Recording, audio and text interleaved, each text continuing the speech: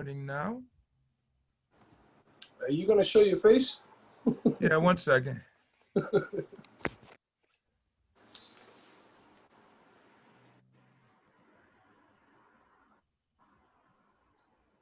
Very good. All right, and we're going live on Facebook.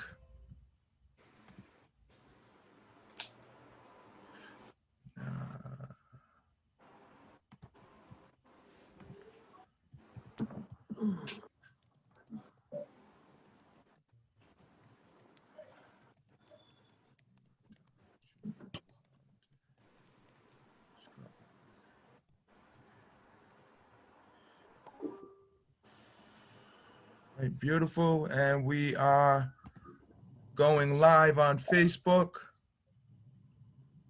6 people have entered the waiting room. I'm getting ready to start letting everyone in. So as I'm sure we're good here.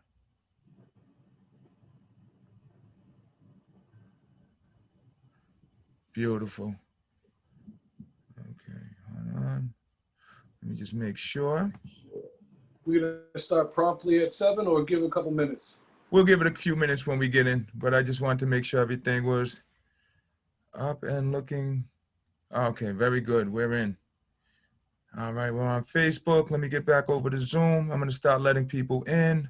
Let me just let Professor Diamond in. There we go. Professor Diamond's in. How you doing, Professor Diamond? Oh, good evening. We are live on Facebook, and I'm getting ready to allow all of the people in, and we are recording. Let me close this window next to me. Very good. Excellent. All right. Let me share this. It's I was live streaming.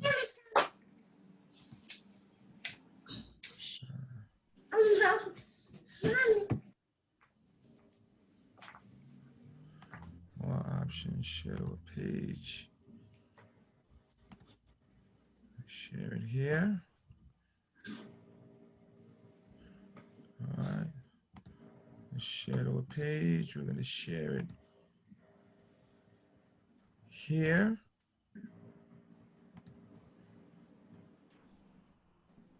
Okay. Lower this down.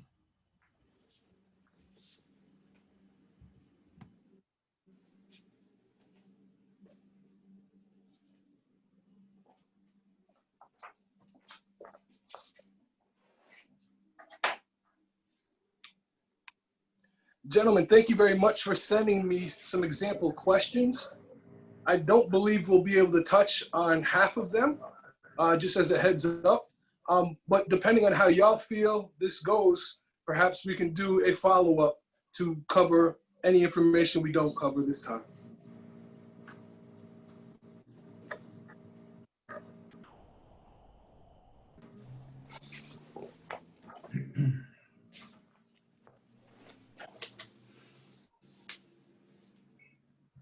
Gentlemen, oh, have folks joined the group, Ray, outside of the speakers?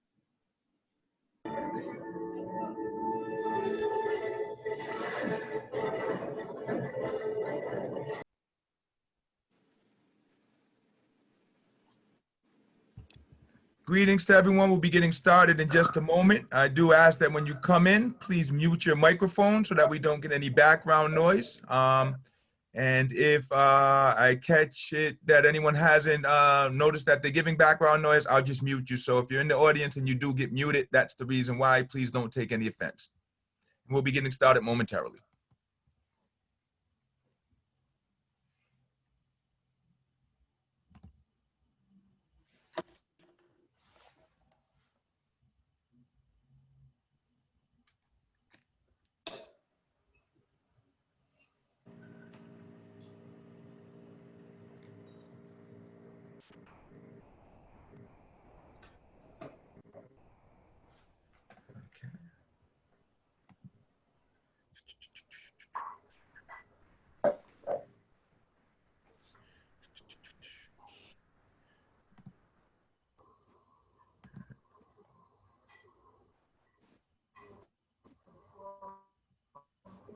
we'll deal with this later.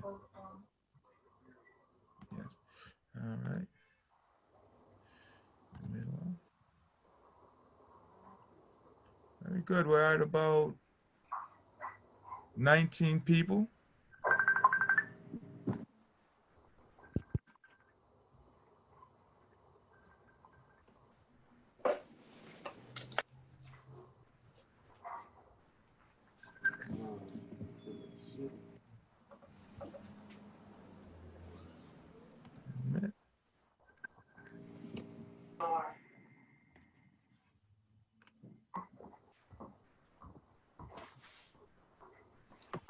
And I wanted to share. That's what I wanted to do.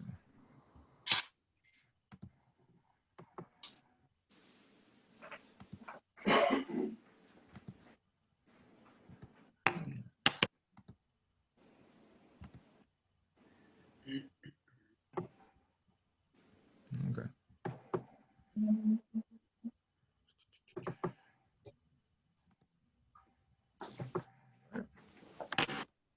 Where'd it go?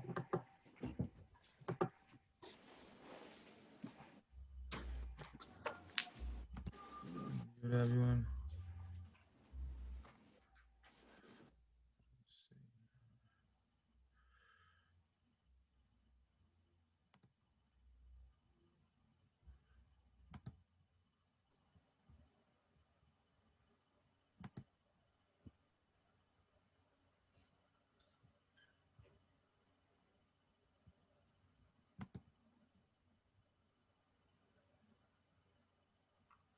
Okay, very good. All right, excellent. All right. I think everyone's here that's supposed to be here. Very good. All right, excellent. Are we ready to go, sir? All right. So, Wuni Nakan, Nitampa Kanatawamag, that is to say, good evening, friends and family. My name is Raymond Two Hawks Watson. I am CEO and founder of the Providence Cultural Equity Initiative, and PCEI is the host of this year's 11th annual New England Native American Culture Week. Just for a little bit of background, and I'm going to ask someone to mute their microphone. We're getting a little bit of background feedback.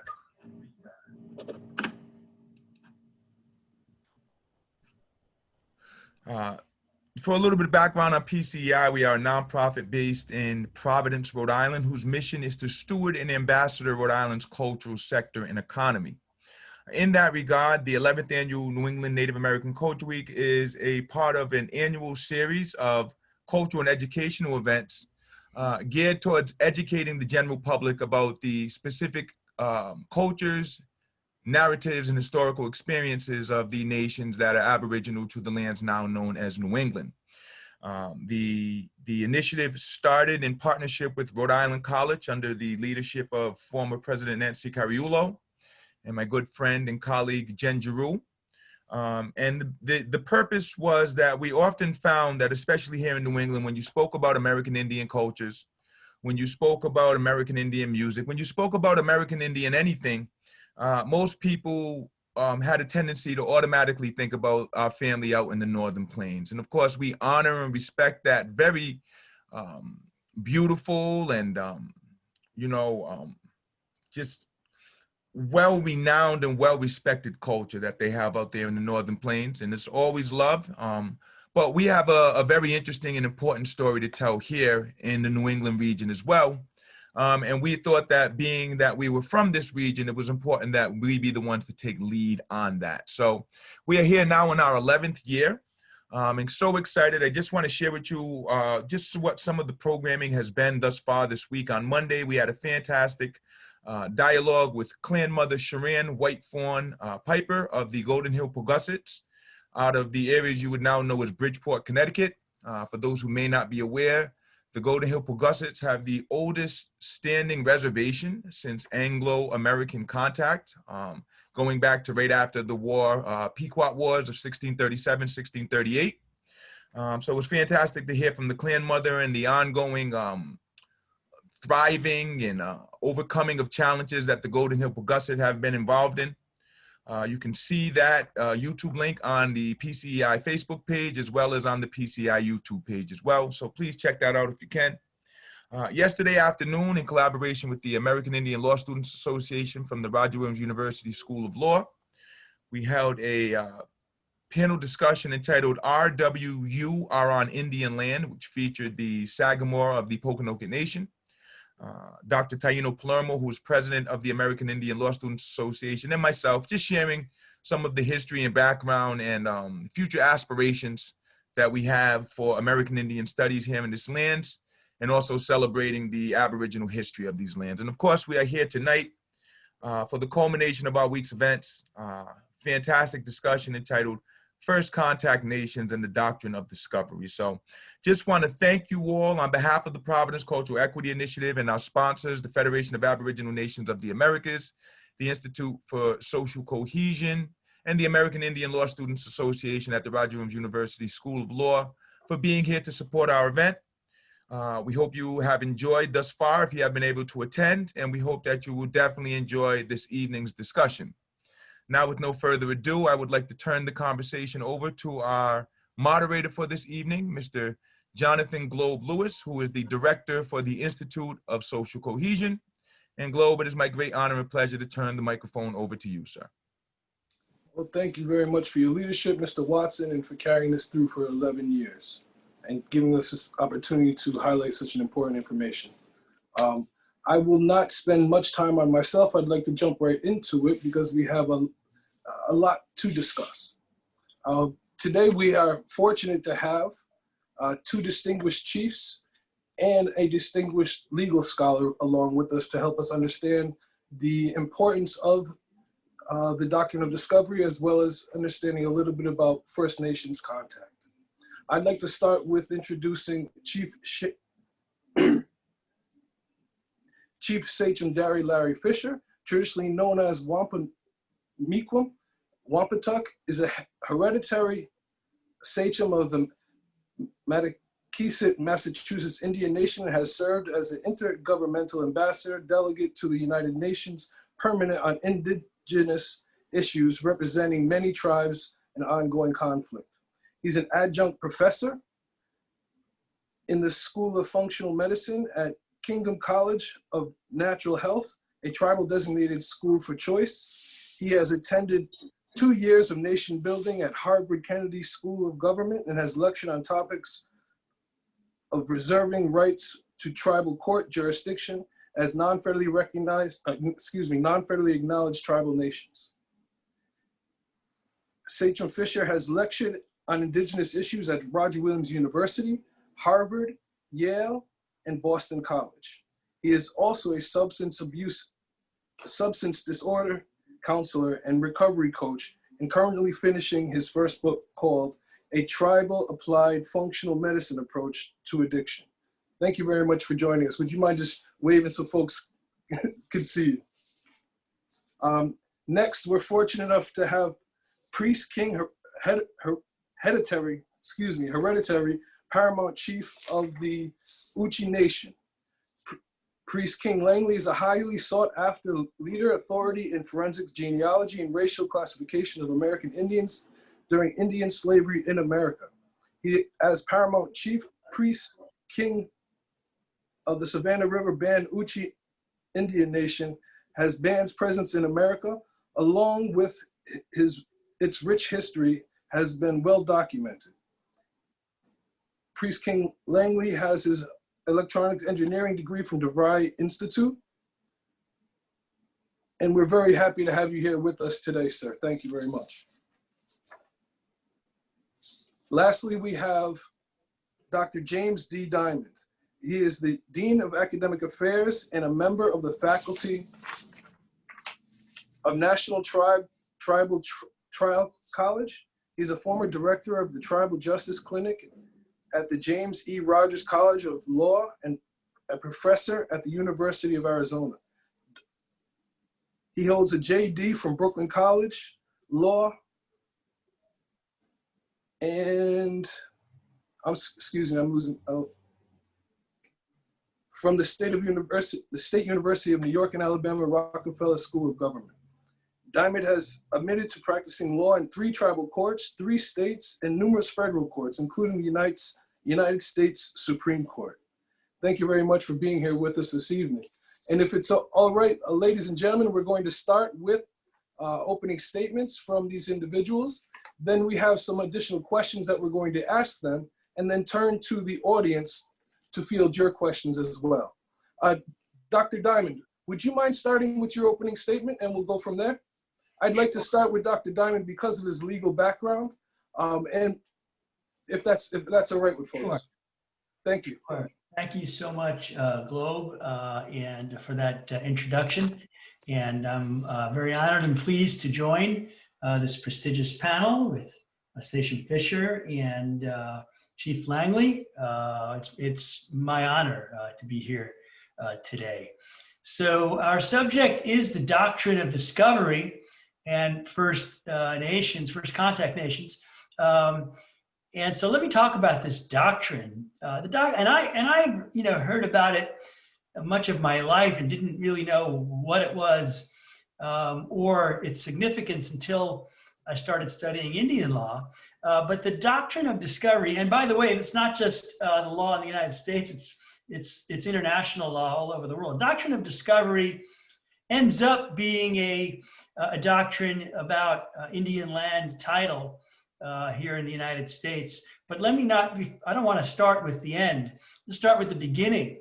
Doctrine of discovery has its roots in medieval times, medieval period, when the Catholic Church wanted to impose Christianity on the world by military force.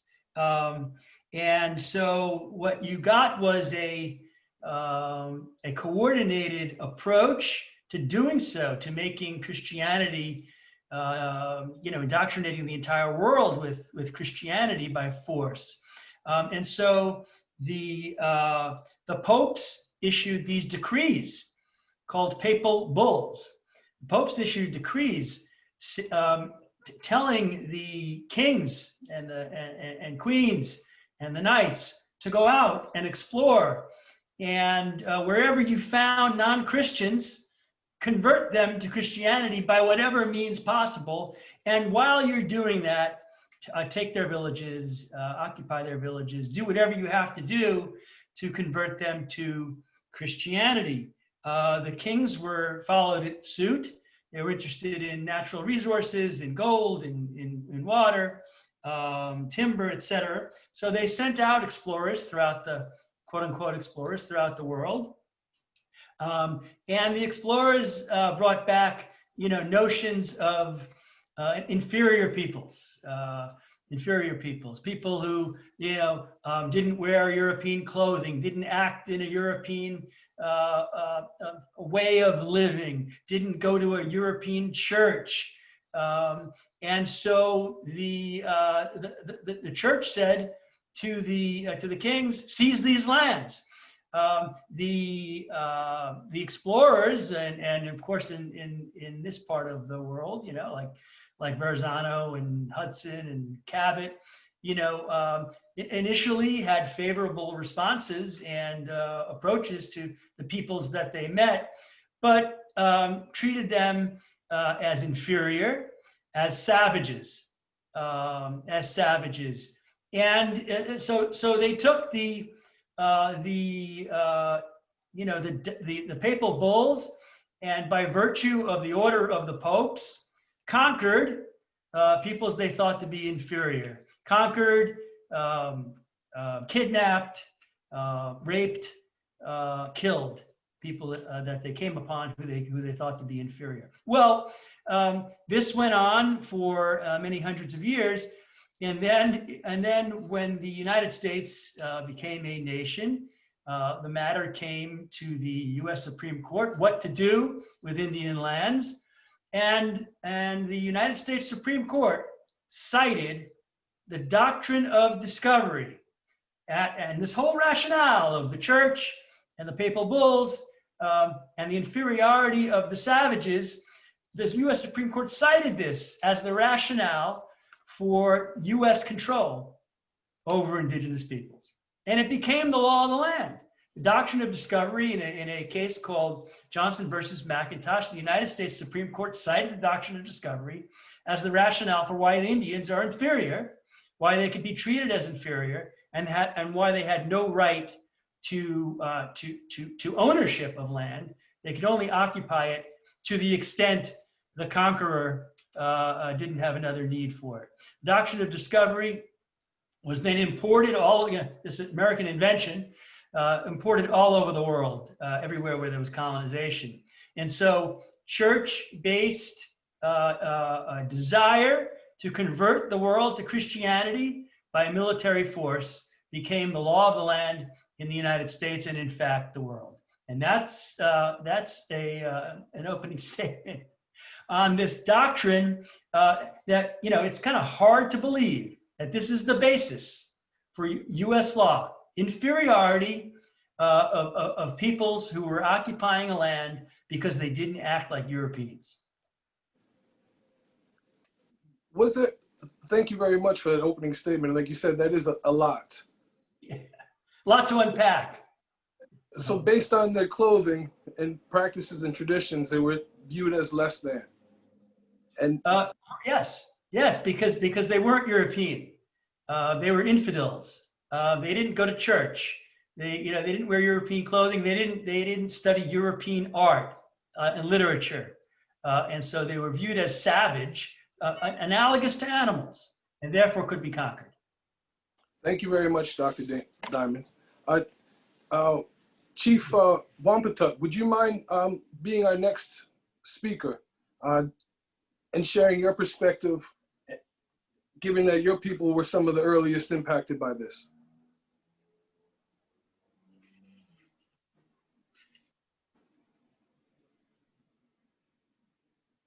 Would you mind unmuting yourself, Chief? There we go. Yes, can you hear me? Yes, and please feel free to take your time, 10, 15 minutes for your statement if you'd like.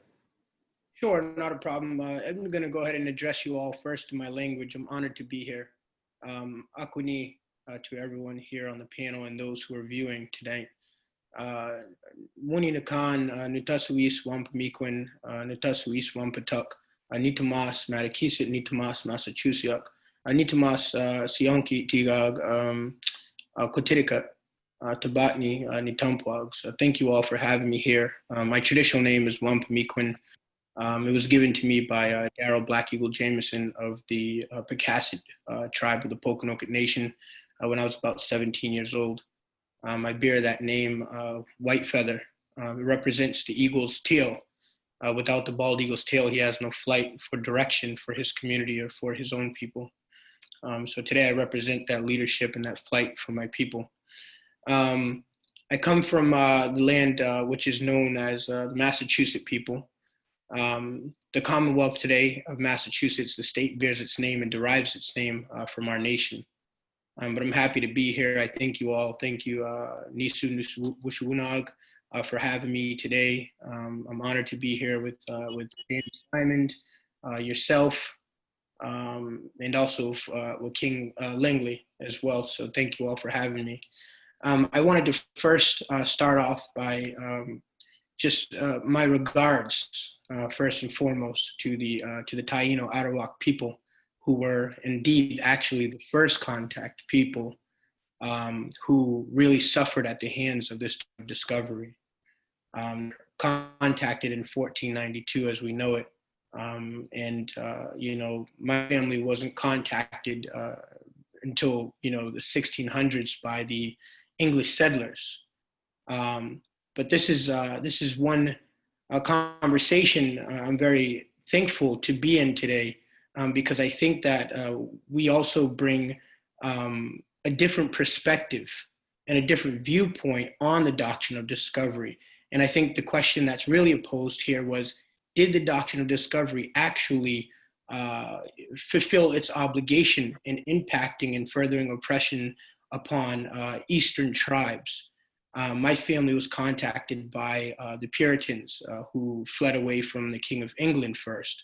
Then they came to the Massachusetts territory to colonize the Massachusetts people. They came here by an accident. They weren't trying to come here. they got caught up and went the wrong direction and ended up here. Did they come here with force? They came here definitely prepared with, militarized gear and weapons, not knowing where they were going. But when they got here, they kind of went in the opposite direction of their authority, which was the King of England. So I think the conversation from our perspective of the doctrine of discovery is, do we really fall under the jurisdiction of it? And that's the questions and what I wanted to bring to this panel today as well. So I thank you all for having me. Again, Tabani, thank you. Thank you very much, Chief. Appreciate that. Priest King Langley, thank you very much for being here with us. And I've had some times learning from you, and I'm very excited to hear what you have to say, given your breadth of this understanding and the magnitude of your truth. Thank you very much for finding time for us today. No, you're welcome. I give you guys a reading of from the Uchee people of the Savannah River between Georgia and South Carolina. Our first experiences with the Spanish in 1520, when Elian came down. And when he came down, he brought 300 Africans with him, and there was a revolt. And those Africans went to live among the Shakor people found today, which is called Palachicola, which is old Allendale County today. So that's one of the earliest experience of escaped Africans uniting with the natives and creating a united force. So my thing with history and the doctrine of discovery is that there's so much prejudice against Native Americans who share African ancestry. And that's one of the things I tend to hone in on to try and educate people. So for the longest time, different laws that they have, making people who are mixed race just one thing just doesn't fit with me. So I try to educate on that aspect. There are laws that many people don't know. Most people don't know that slavery didn't end in South Carolina until 1908. So Native Americans being the first to be enslaved and still being enslaved in South Carolina until 1908, that's a total game changer, but people don't know the history.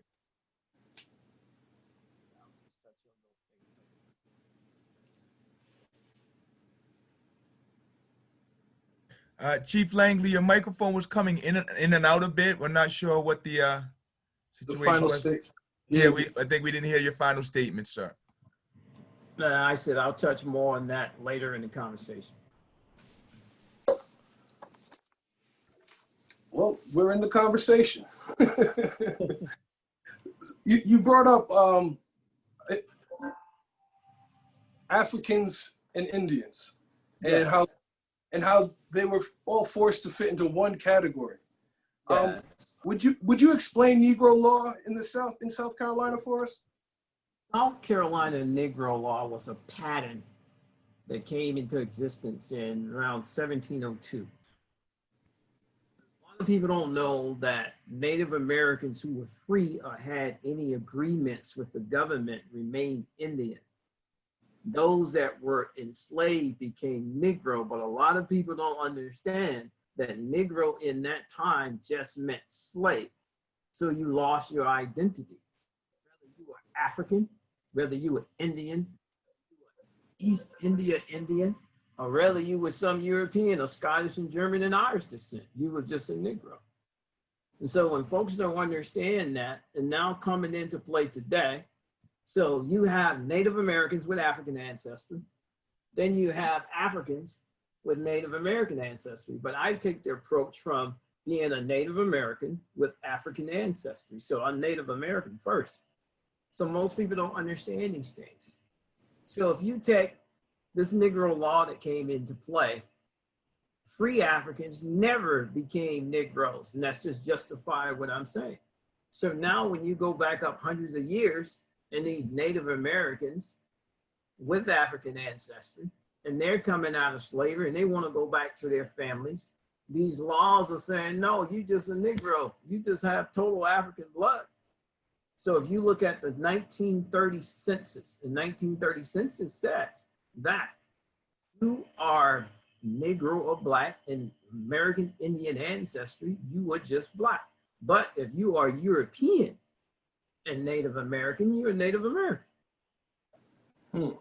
So these type laws that came into play is why we have all of the prejudice in Indian country as we have it today. So I take on those issues and try to give people a clear understanding of what's going on with these things.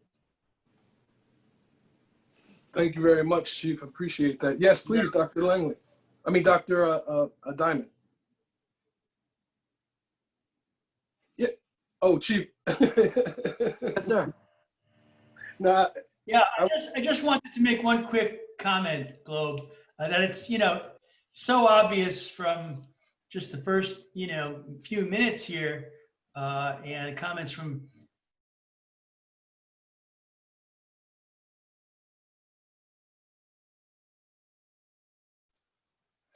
it's so obvious from the comments of Chief Fisher and Chief Langley that we make this horrible mistake of overgeneralizing about Native Americans or American Indians, because it's so much more complex than that. And you can't treat all Native Americans or American Indians the same, because all of the peoples, have different backgrounds and histories, and have been treated differently, whether it was from the British or the French or the Spanish, or the U.S.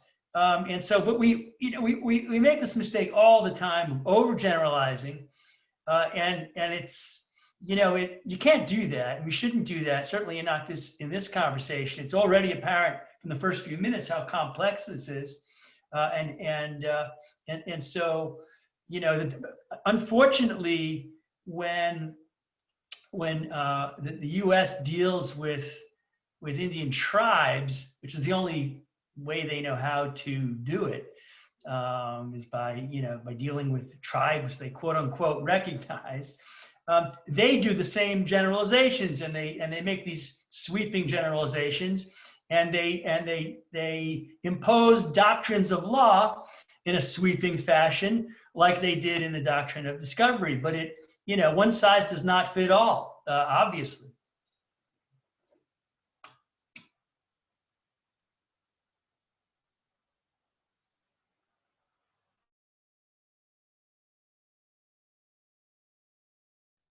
I think it's a great danger when they do that, and that's just another means of eliminating a certain number of American Indians from the system. I prefer not to deal with federal recognition and the way they have designed the system by creating a heritage by law, which creates a serious problem.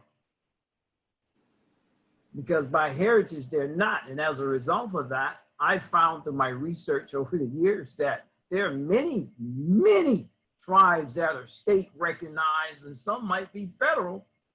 The tribes maybe exist, but those people are not the people from that ethnic group. So that's just heritage robbery. I take issues with things but I stay within my lane and stay with the history of my people. Another thing we need to deal with is that not all Native Americans came through the Bering Strait. So if they can accept the fact that some Asians, Native Americans are descended from Asians, some are descended from Turks. So what's the issue of some Native Americans being descendants of ancient Africans thousands of years ago that were in the Southeast? mm-hmm. This is the way the one drop blood rule. It's another form of racism against Native Americans. Chief Wampatuck, would you mind chiming in, given your experience in fighting for your tribe as well as many other tribes through the UN? What would you like to share about what we're talking about right now?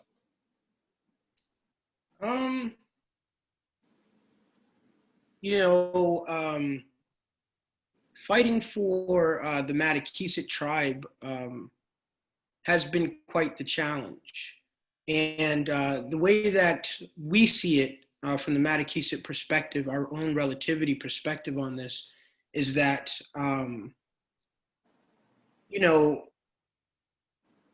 the framework, the normal framework that has been developed or that has been used, almost like the fascism of developmental nation building is what I like to refer to it as.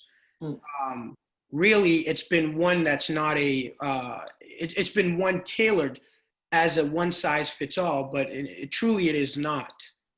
Each tribal nation needs to be individually tailored in such a way that it is culturally sensitive and competent to the developments of its past history, its midway history, and then also its future history.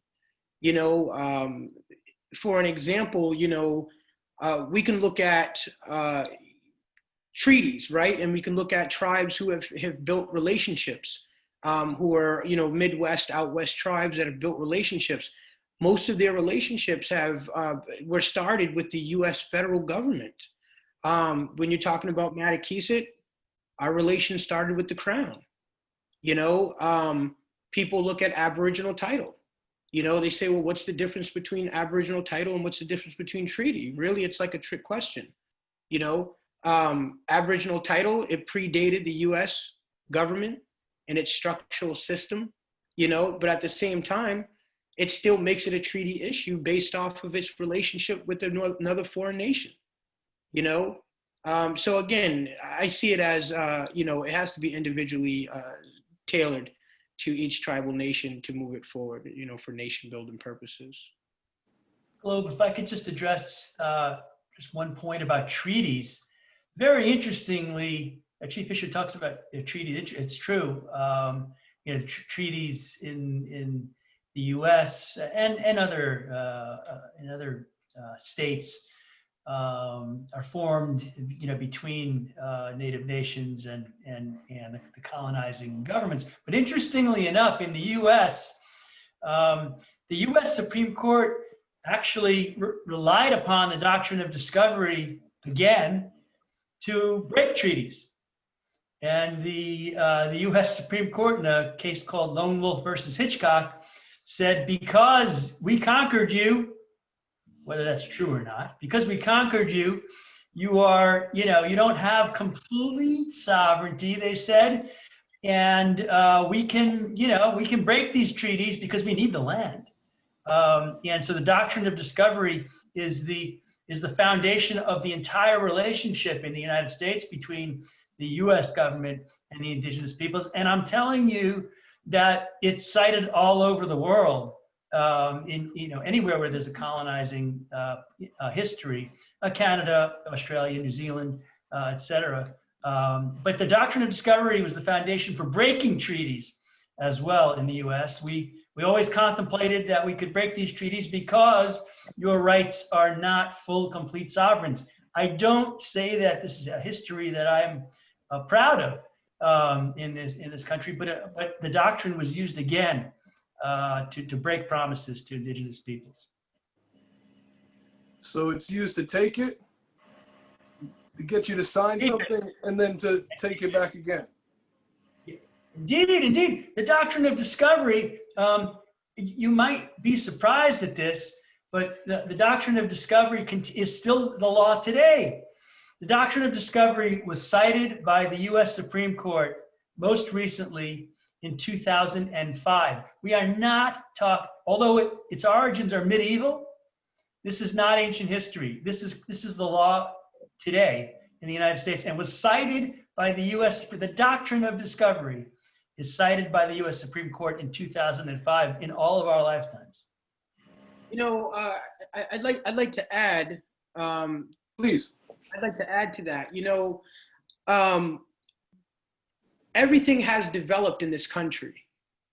You know, it seems that everything except for laws that work in favor with free, prior, informed consent of indigenous governancy has been developed in the favor of the continued development of all sustainability of American culture, right?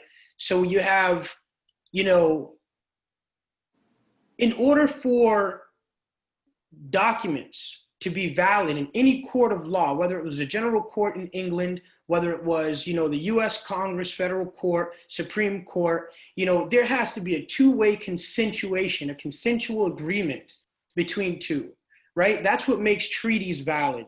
That's what makes Aboriginal titles valid, right? That's what makes, you know, titles to land valid. That's what makes life insurance policies today valid. You know, that's what makes a marriage valid. So when we're talking about the doctrine of discovery, and you're talking about even, you know, a Roman Catholic Vatican, right? That possibly never even reached definitely the shores of Massachusetts, because there's no history or documentation of that. There's documentation of settlers who broke off from the king's authority, who came over to try to further suppress us using their own doctrine, which was a wild card doctrine, which was, we're just going to convert you into Christianity and create these praying towns. You see, but even when John Eliot came over here, he already saw the Indians praying. But the fact that, you know, there was no signed agreement on the doctrine of discovery, and then following the doctrine of discovery, when England was a successor of some of the Roman Vatican Empire, the king, like, for example, you know, in what, 1680, you know, 1608, you got King William and Mary. They had rescinded all land claims from 1633 to 1702 in Massachusetts and sent their own people packing. The charter of Massachusetts Bay Colony was revoked in the 1600s because they were violating the land claims of the kings. So what I like to point out is that we also have to acknowledge that there was a group of wild card players that were involved of the taking of native lands. It was not just this whole doctrine of discovery. This doctrine of discovery did not have power everywhere and on everybody's lands. This is why Aboriginal titles still, as treaties, have to be upheld at the highest court of the law. So if the doctrine of discovery was that powerful, then why are treaties still being acknowledged in the court of law today? And so I hear Dr. Diamond saying, well, I hear Chief Fisher saying that treaties still hold their power today. I hear Dr. Diamond talk about how the doctrine of discovery still is the law of the land today. Priest King Langley, some of the finest people I know are American Indian and far from savagery. Are they still saying that American Indians and Aboriginal people are still savages? They may want to claim that by law, but my family and I took a step back on a few things. One of my ancestors met with King George III. So he was king of Apalachicola. So we did some research, and it took me about a year of doing this research. So we started looking into heritage and nobility law. So when you... Would you break that down a little bit? I'm not sure if everybody knows what nobility law is. Nobility is natural law of the land.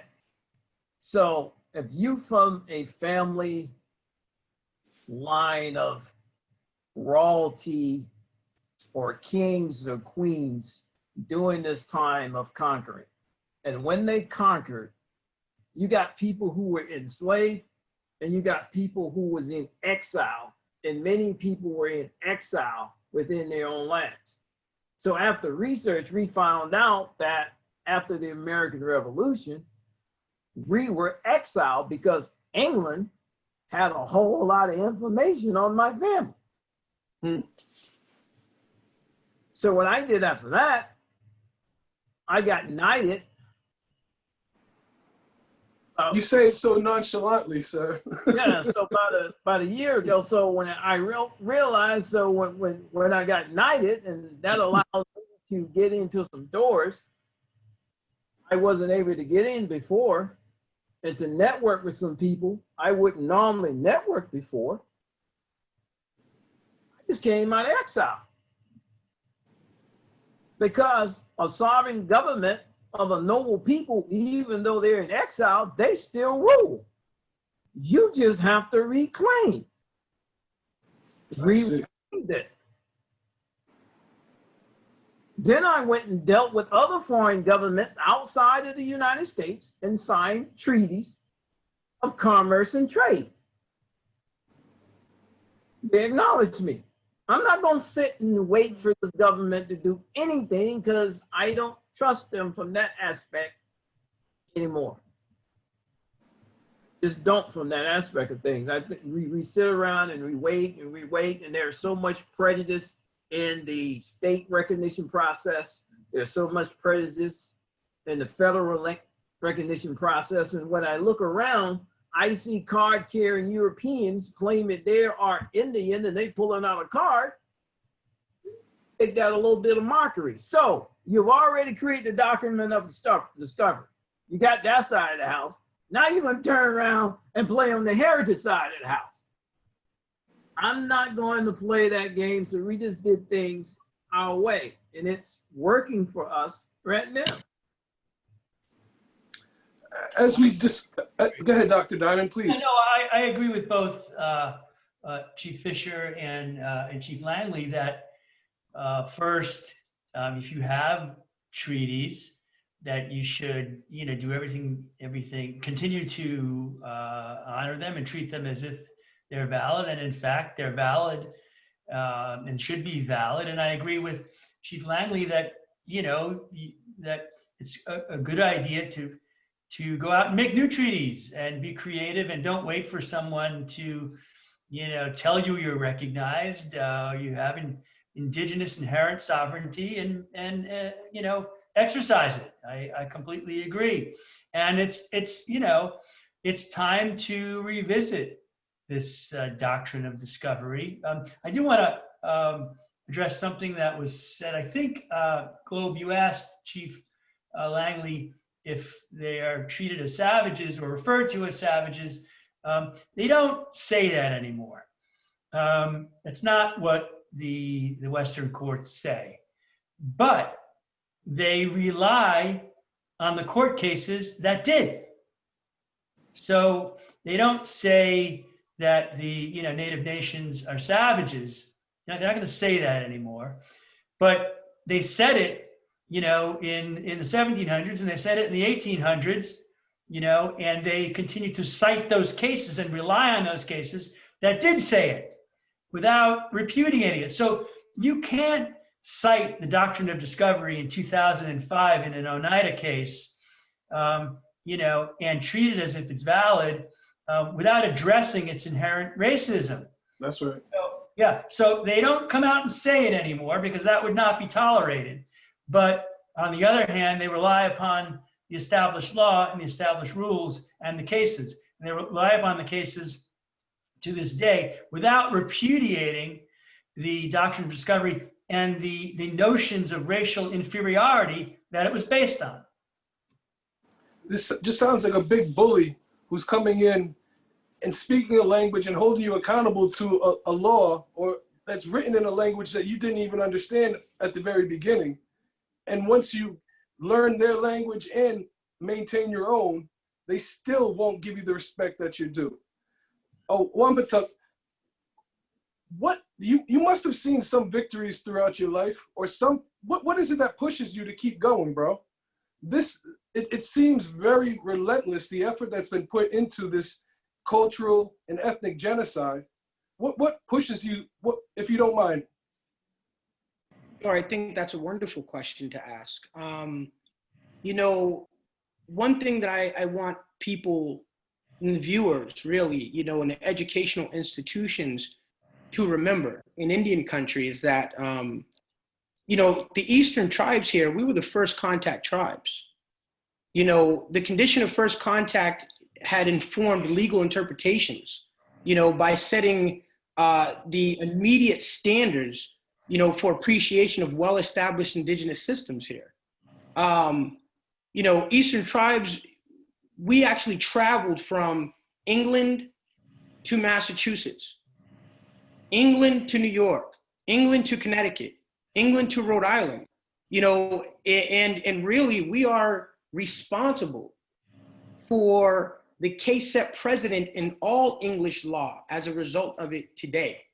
We are the first ones to set precedent in English law today.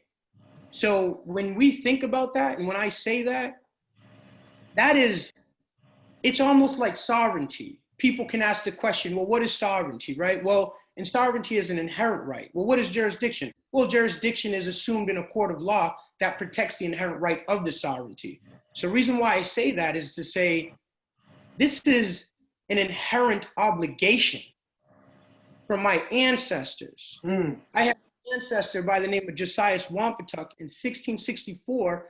He set up one of the first ever common law, English law doctrines, constrictive covenants, a restrictive covenant to save the land and for it to be never estranged from Indian ownership, but to be held in perpetuity forever. So when I read case laws that happen throughout the whole country of Indian country, I know that the first contact tribes were here. And when we ran back and forth to England, we were setting case law precedent in England and inside of Plymouth Colony Court that was acting and representing as the authority of the king to the lands here. So for me, it's an inherent obligation. This is why I don't stop. I can't stop. This is part of the identity and culture of the Mattakeeset people today. But Globe, I think the very fact of what's happening here, and what's happening in Rhode Island, what's happening in Massachusetts, what's happening down south with with the Uchee, what's happening, the fact that the persistence and the insistence on indigenous rights and the regardless of the history and colonization, what's happening here is miraculous and fabulous. And yes, there are victories. It's not all depressing history. There are victories throughout the world. And I think that we're just now, only in the last 10 years, beginning to use international law like Chief Sachem Fisher is doing, at the UN on the Permanent Forum on Indigenous Peoples and the United Nations Declaration on the Rights of Indigenous People. This is modern. This just happened like yesterday. And so this new process, to me, is very optimistic and positive. But there have been victories around the world. The Awastini of Nicaragua won a huge victory in the Inter-American Court. The Maori in New Zealand won a huge victory in the Maori Council case. Up in Canada, the Hulkaminam Treaty Group won a big victory in the Supreme Court of Canada. Here in the U.S., indigenous peoples are going to save the planet. They're managing our natural resources much better than the Americans ever did. Are recognizing the importance and the harmony between humans and the rest of the planet. And they are, in fact, managing natural resources as a result of successful cases enforcing treaties and treaty rights in hunting and fishing and management of resources. So I'm optimistic. I don't think that we should dwell on medieval history, and this doctrine should in fact be repudiated, and we should move on into the future and restore indigenous rights and sovereignty. One of my favorite comics, if y'all don't mind for a moment, was G.I. Joe.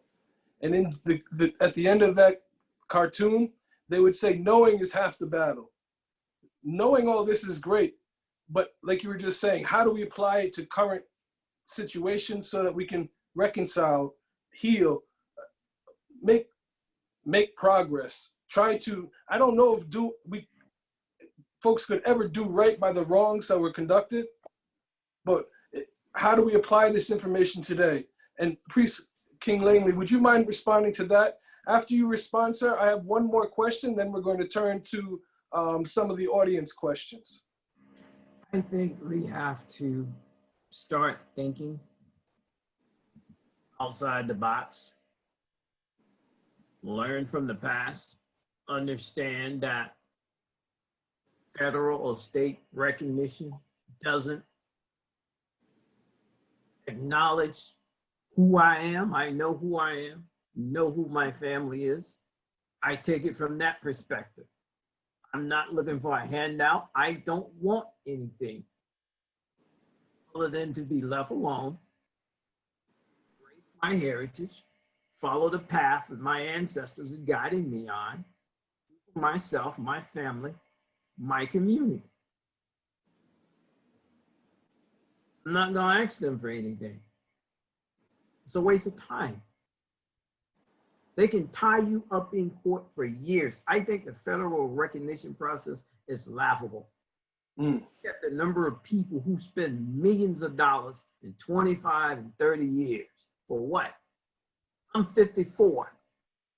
I don't have time to waste. That's right. Just do it my way, keep it moving, do it the right way, and leave it at that. But I think our history, because the way colonial Europeans have written history, they've given us a raw deal because they have written it their way. People under the impression that there wasn't any empires here, there wasn't any cities here, everybody was living in huts. These societies was very advanced. Advanced enough, they were dealing with other countries. They've been traveling across the Atlantic for a very long time. So that history, we just have to take in our own hands and embrace and tell our story our way, but be truthful in the things that you say. That's right. And that's what I do.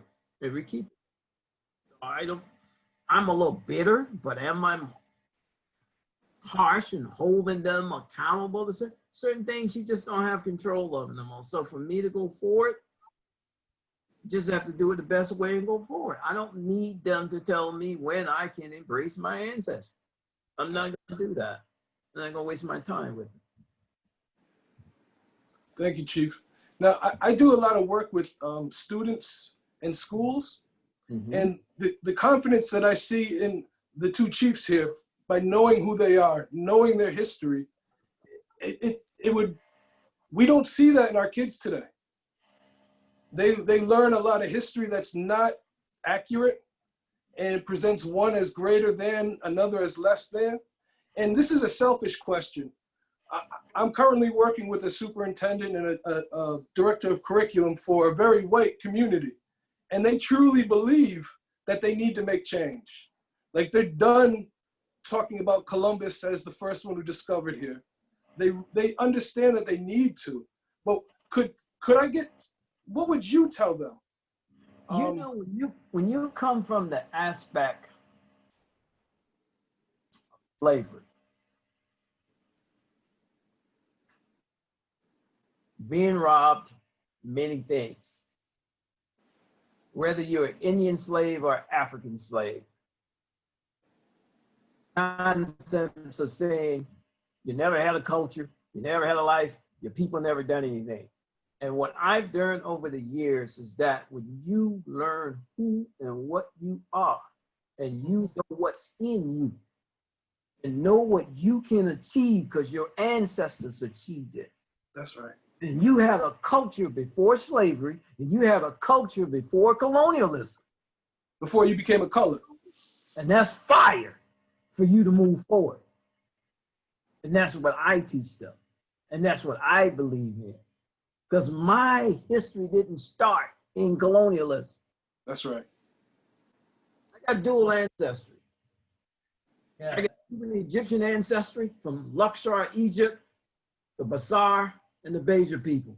And I got Uchee ancestry off the Savannah River. I pull from both my ancestry, which are great nations and great people.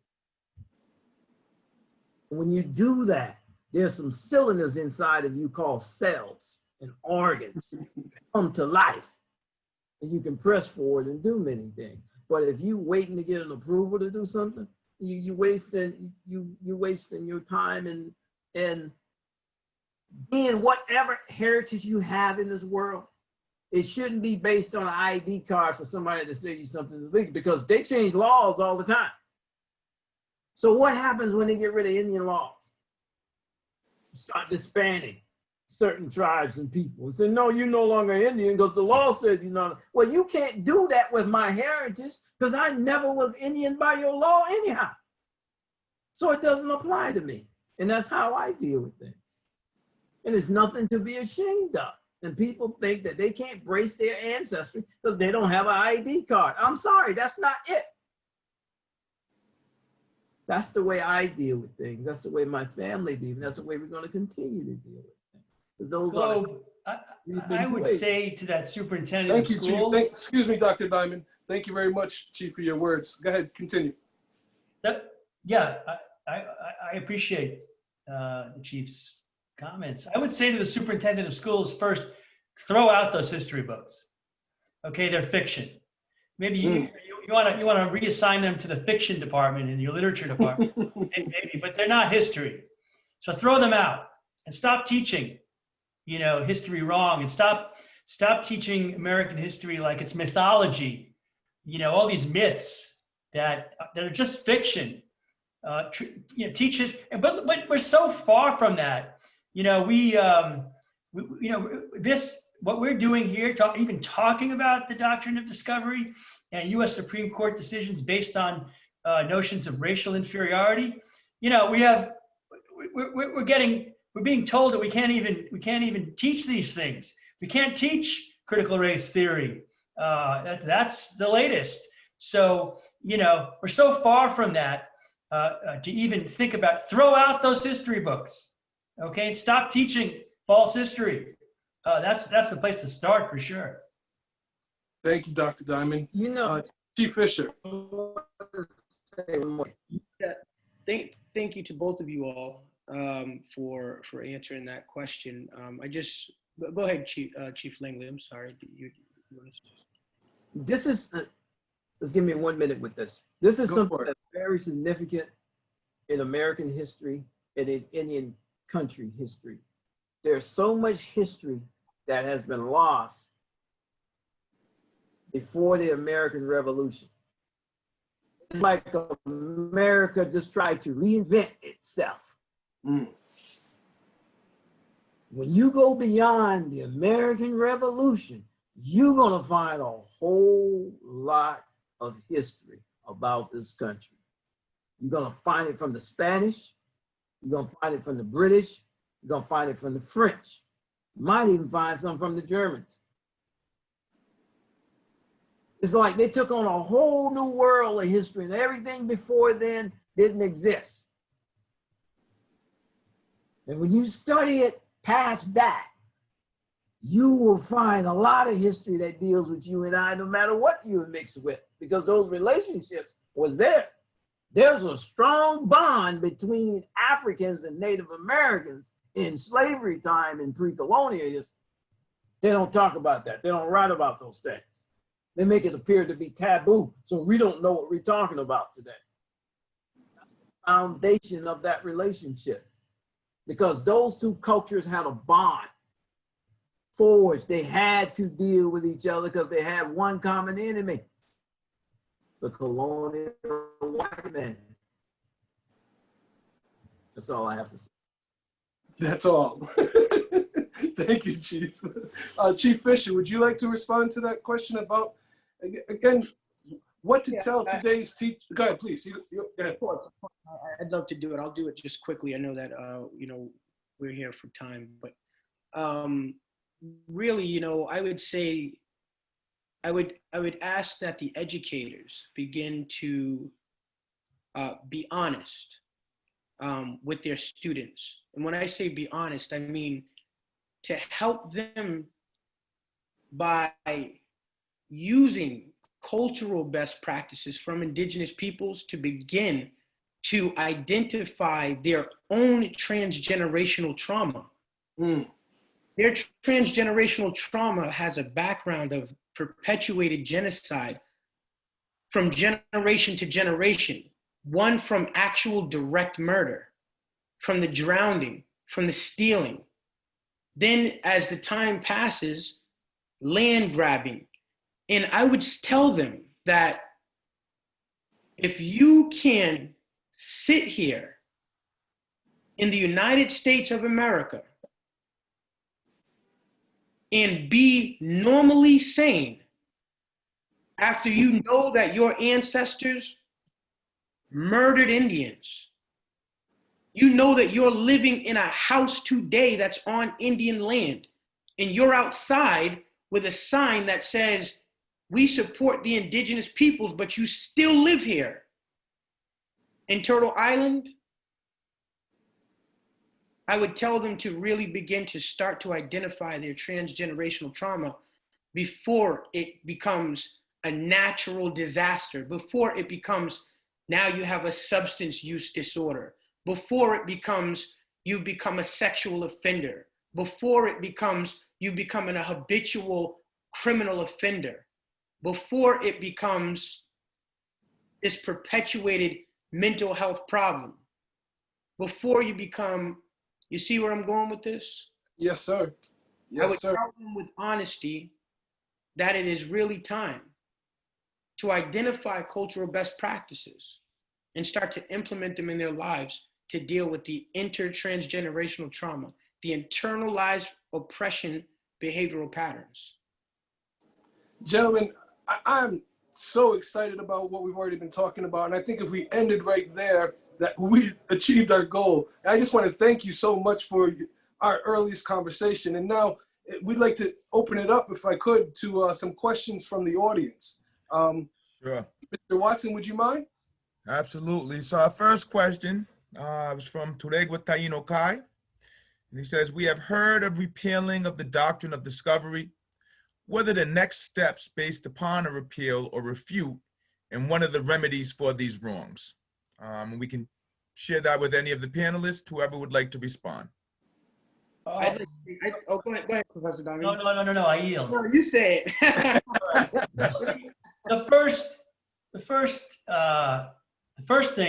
place to start is that, by the way, it wasn't only the Catholic Church that wanted to Christianize the world. They weren't the only ones. It was the popes that issued the papal bulls. But first, the other churches have apologized for the doctrine of discovery and have repudiated it. Some small churches have. The Catholic Church never has. So the first thing is that the Catholic Church should apologize for its role in the conquest and colonization that resulted in near genocide of indigenous peoples. This is the first thing, is they should apologize for it and repeat it. Other churches have. Every now and again, nations apologize for their wrongs. It's the place to start. Admit that they were wrong. And so the Catholic Church should start by saying we were wrong. And our decrees, the decrees of the popes, led to misery and despair and death. And that's the place. I think that's the place to start, for sure. And the U.S. Supreme Court should stop citing it. That's the next thing. The United States Supreme Court should stop citing the doctrine of discovery. Okay, maybe that's number two. And I would yield to my friend the chief. Yes, thank you, Professor Diamond, for that. I would say, I don't know if folks are aware, but the 11th session to the United Nations Permanent Forum, the theme of that session was the doctrine of discovery, and the Pope had issued a statement, an intervention statement. Okay, it wasn't a strong statement, but it was a beginning of a statement. Then at the 16th session at the UN Permanent Forum on Indigenous Issues, the Pope again motioned and put a statement on the floor that was also a motion of intervention. This intervention at the 16th session actually discussed the rights of indigenous peoples to their lands. It wasn't a hardcore statement. It was definitely a framework. And I believe that we have to create the teeth. Now, we can say diplomatic relations. We've done that for some time. I do believe that it is also up to those nations that can lawfully adjudicate international legal personality to set forth their own status of forces agreements with other nations, okay, to deal with some of these continued acts of genocide on their nations. I am not saying, for the record, to activate foreign militaries, but I am saying that nations, just like any country, any member state of the United Nations, has the same rights. As long as they have international legal personality, they can continue to exercise tribal jurisdiction to continue to protect their territorial sovereignty. Thank you, Chief. Chief Langley, would you like to address that one, or would you like us to go to another one?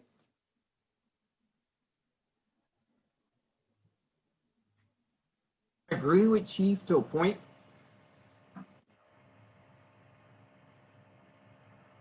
The way the system is set up for an identity of Indian in this country, we can lay the ground field, we can do the work. But where it comes to benefit, it's gonna fly under the banner of those under the card-carrying federal and state. We will be the last man standing in any financial benefit.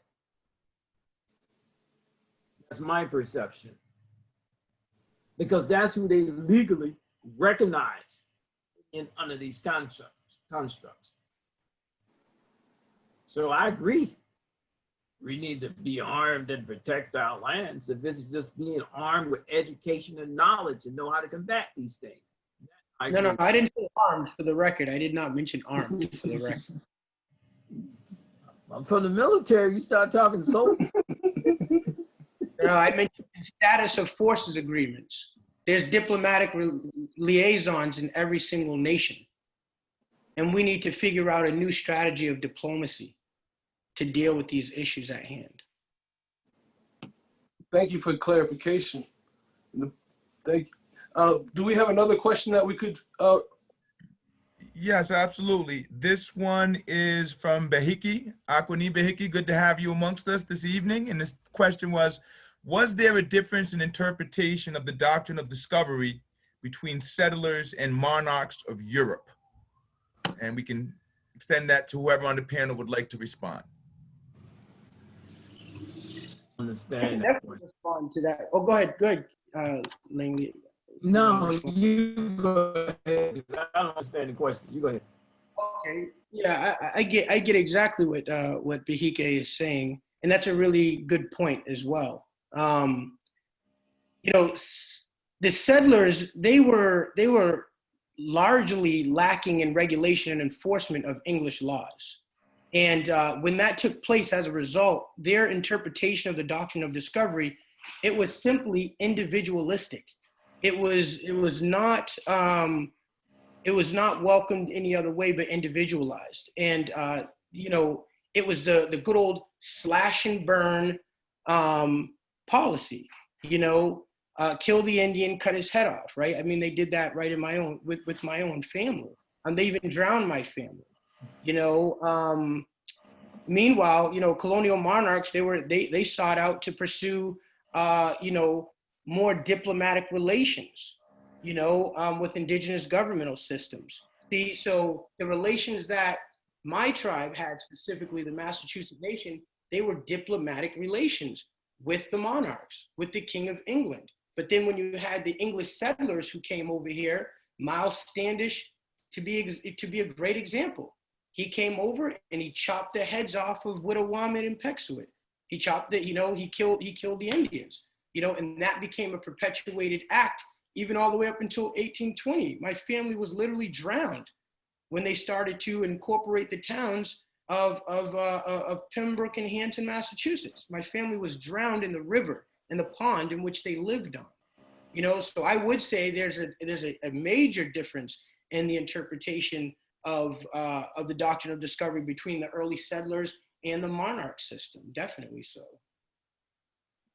We do know that the settlers, many of them that the monarchs set over here was criminals themselves. Yes, that's what we're saying. But there was a difference in their relationships. The difference was we had no diplomatic relationships with the settlers. The only time a settler sought out to have a diplomatic relationship with our nation is when he thought he could Christianize us. And if we moved into his territory, which he considered a praying Indian town, that was the only time they had relations with us, or when they were sick and they needed to use our powwows to make them well again. Or when they were cold and they needed to figure out how to get, the proper clothing to survive the winters. But the monarchs, they remained diplomatic with us. Henceforth is why our aboriginal titles to our land, they were reaffirmed inside of the general courts that succeeded the English authority kingdom, the empire. This is why we still have treaty relationships. This is why real communicable diplomatic relations between our nations and the crown, they are successive. They are still live and well. South Carolina, even with the Spanish, the French, and the English, use a term that made treaties all null and void, even if they signed them. And that's when they call you a heathen. If you was a heathen, you were a savage. And if you wasn't Christian, they're gonna rape, kill, take anything from you, even your life. No matter how diplomatic you were in South Carolina. But because you were a heathen, you were a Christian, they had the right to kill you, rape your women. Yeah, the desire to convert the inhabitants of Turtle Island to Christianity was one aspect of the Doctrine of Discovery that was inherited and continued on after the Revolution, and that permeates all of American federal Indian law policy. Desire to Christianize, assimilate, kill the Indian, save the man. That's one aspect that is so deep embedded in U.S. law and policy. That's it remains consistent. That desire, and it was not just the English. It was it was all of the colonial forces. The same thing. The Spanish missionaries, coming up from Mexico to convert the Indians, in the West, in California, in the missions in California and Texas and Arizona and New Mexico. That is one theme that remains consistent and is a direct result of the Doctrine of Discovery. Thank you, Dr. Diamond. Next question, and this is specifically for Chief Langley. It's from A. Gray. It says, Chief Langley, do they really have records where the settlement Indians actually signed over their land in South Carolina? They have records. I question the X mark. So let me give you an example with that. When you look at the Treaty of Augusta in the 1700s, there's memoirs of creating chiefs, signed treaties to represent tribes of people who were no longer in existence and never been in existence, and they were treaty signers. They had slaves signing treaties because they were using the X mark. So from that aspect to their questions, I would say yes. Are those things lawful? They did them. So yes, from that aspect, they exist. So will they stand up in a court of law today? Because you go back and look at some of these people that signed these treaties, they got African names. They got Indian names from India. Not common to the names of these specific tribes that were in those different areas. Am I making any sense? Now, that's one thing I learned about studying history. I studied from a forensic perspective. So you got to investigate history. If not, you're going to miss the boat on these things. Because it's been one-sided for so long. When did the Native Americans start really writing about themselves? 30, 40, 50 years ago? Really recently. So everything written. Okay.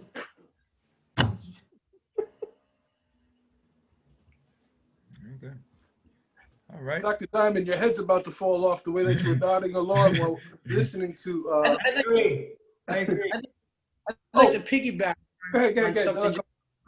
You know, some nations were very fortunate. You know, they were unfortunate, but they were fortunate.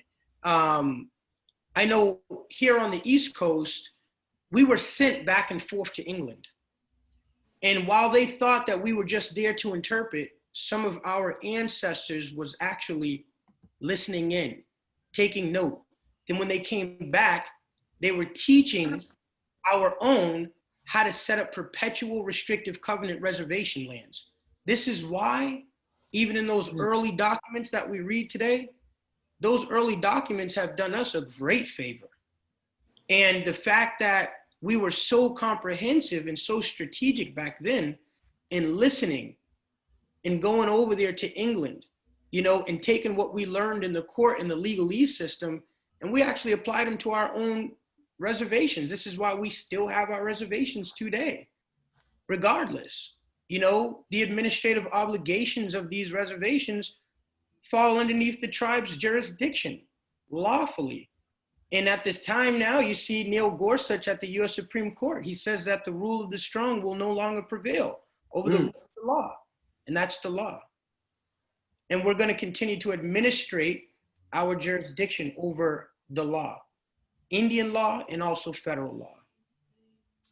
Dr. Dunn, I'd like to add something to the mix with the current political situation and the appointees to the Supreme Court and how they're talking about wanting to appoint people who do not interpret but are specific to the letter of the Constitution. Would that be a benefit or a drawback to American Indians perhaps gaining their sovereignty? That's a very hard question to answer. Can I just say something really quick? I'm sorry, Professor Diamond. I said earlier, you know, gaining sovereignty is impossible. Sovereignty is an inherent right. Sovereignty is an inherent right from our Creator. We can never forget where we come from and who we are. You cannot gain sovereignty. You can gain legal jurisdiction. Thank you. Thank you. Law, but you cannot gain sovereignty. It's an inherent right. I appreciate it. I misspoke, and thank you for that clarity, because the truth is important. Thank you. No problem. Well, so to answer the question about what would happen if Supreme Court justices, you know, were those of the approach to original intent, I think was your question. First, you know, what Chief Fisher says, you know, about Justice Gorsuch, you know, is very important to note. Now, you know, Trump appointee and wrote the most positive U.S. Supreme Court decision for Indian tribes in, you know, in 25 years. And so that's, you know, that's a good sign. So I think that, you know, so just to point out, I thought that Justice Ginsburg did a lot of good things, and for Indigenous women, you know, she wrote a decision that was very helpful for victims, Indigenous women who are victims of domestic violence in U.S. versus Bryant. But she also wrote a lot of bad decisions for Indians, including the one that I've been talking about all evening in 2005, citing the Doctrine of Discovery. That was Justice Ginsburg. So I think that if justices are willing to look at the real history of the relationships between nations, you know, in the formation of the United States and the early period of contact, if they're willing to look at that instead of saying it's too late to look at that. Look, there's too many people living in too many houses, you know, and we're not going to take away anyone's land and, you know, give the Indians land and give them right. They're just going to build casinos, you know. Instead of that sort of approach that we've had for the last 25, 30 years, if the justices start to look at the true history, you know, in the formation of the Constitution, and remember, the Constitution had its foundations in natural law. You know, the drafters of the Constitution believed in inherent rights and natural law. So that might not be a bad thing if we went back in that direction, I think. And so maybe again, there's some optimism here. Dr. Diamond, I got a question for you. In the Southeast, let's say there were 2,000 ethnic groups. And these 2,000 ethnic groups got diminished down to 5 civilized tribes. So how are 5 tribes going to speak for 2,000 ethnic groups of people? So you got the Choctaw and Chickasaw, which basically I believe are the same people. The Creek and Seminole, to a point, is the same people. And you got the Cherokees. How do you get 5 civilized tribes out of that? Well, and out of all ethnic groups in the Southeast, somebody just threw a serious curveball. Because when you go back and look at the records, one tribe during the Spanish time would be called one thing. Then when the British come, these same people are named something else. And when the French come, the same people name something else. So who really are these people? Well, Chief, who says that the 5 quote unquote civilized tribes? By the way, I think, you know, maybe it's a term we should stop using. Yeah. You know, Yeah. because you know, who came up with that term? Exactly. But that was, you know, the U.S. came up with that term because they thought that there were 5 nations that could be Christianized, assimilated a little faster, and because, wait for it, they took Indians as slaves. So, you know, so first let's maybe stop using the term 5 civilized tribes. But Chief Langley, who said that those 5 nations who were made to walk across the U.S. at gunpoint to Oklahoma, who said that they speak for 5,000 ethnic groups? Exactly. Exactly. Since the other groups are labeled uncivilized, where did all these people go? Well, that's They still just disappeared in thin air? Yeah, that's the interesting question about where do these people go. So I think one of the reflections I have on this evening's discussion is that of the thousands of groups of indigenous peoples who are very, very diverse and can't be generalized about, you know, maybe they are in a better position to assert indigeneity than those nations that have been quote unquote recognized, because they still hold all the cards, because they've never been conquered. Exactly. They've never been conquered. They've never signed treaties. They've never been conquered, and therefore they still hold all the rights of sovereignty that they've always had. Maybe they hold all the cards. Right. They never contracted. They didn't contract anything away. They are not considered in law domesticated, or dependent on nations. So they're not considered domestic dependent nations. And if their rights their tribal laws, their inherent sovereignty, their adjudication to exercise tribal jurisdiction, if those things were never abrogated, Right. then it never happened. And let me tell you something. By law, in order for you to abrogate something, what do you have to do first? You have to recognize it, don't you?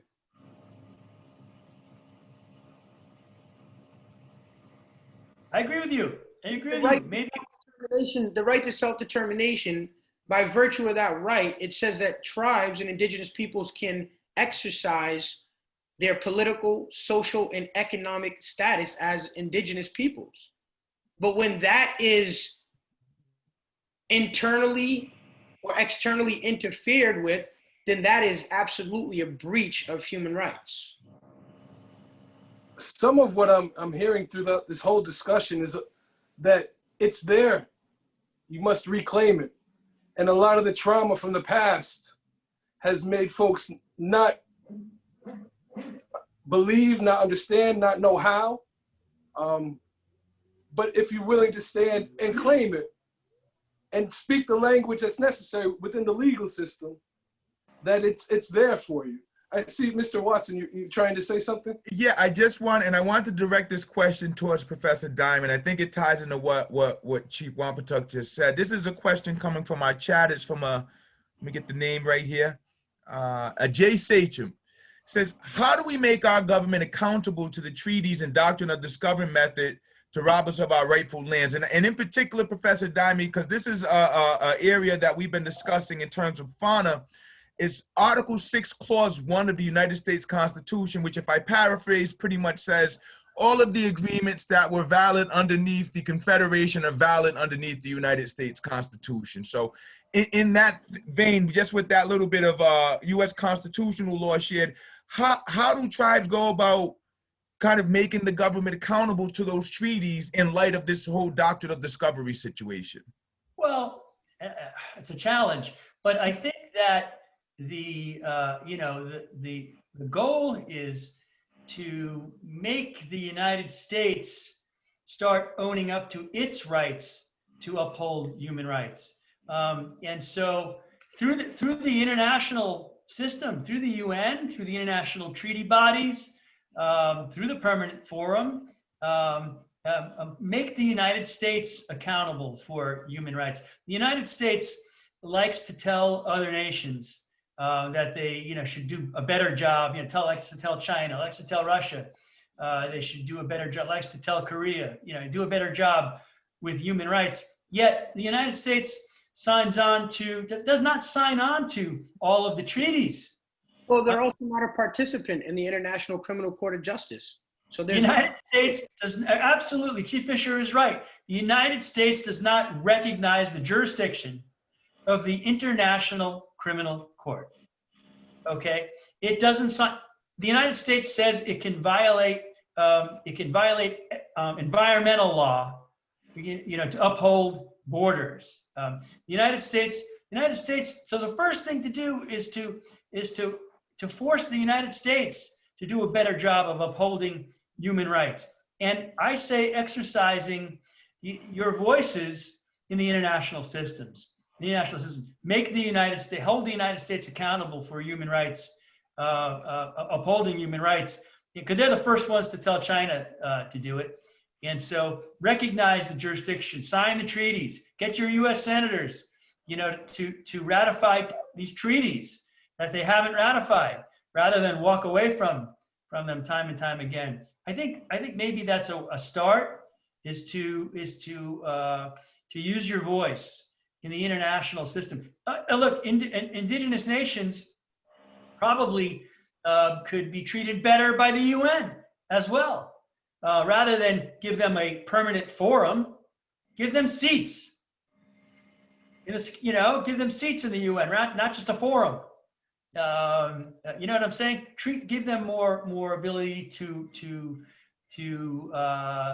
raise their voices in the international communities. That's one suggestion to Hawks, to make the United States a better international player within the human rights system? Please, Chief Fisher. Yeah, thank you. Just really quick, just to piggyback on that, the concept in nation building, Professor Joseph Colt over at the Harvard Kennedy School, he throws a really good course, and I encourage folks who are indigenous leaders to go and audit those courses. He's very welcoming to indigenous leaders to audit over at Harvard Kennedy School in the nation building course. But the greatest model. Yeah, he talks a lot about a cultural match. Absolutely, and one of the greatest models that I've ever heard come out of that course was modeling after the Nike model. For Indian nations, you just do it. You just do it. And if you know that you have protections under your tribal jurisdiction, then you go into court and you stand up there and you go in there proud and you know what you have. But if you're shaky and you don't feel confident, then don't you dare step into that cage. But if you're confident and you know what you have, they have to follow the rule of the law, and you make them do it. And I'm not talking from a place of not knowing. I'm talking from being a non-federally recognized tribe, a non-state recognized tribe.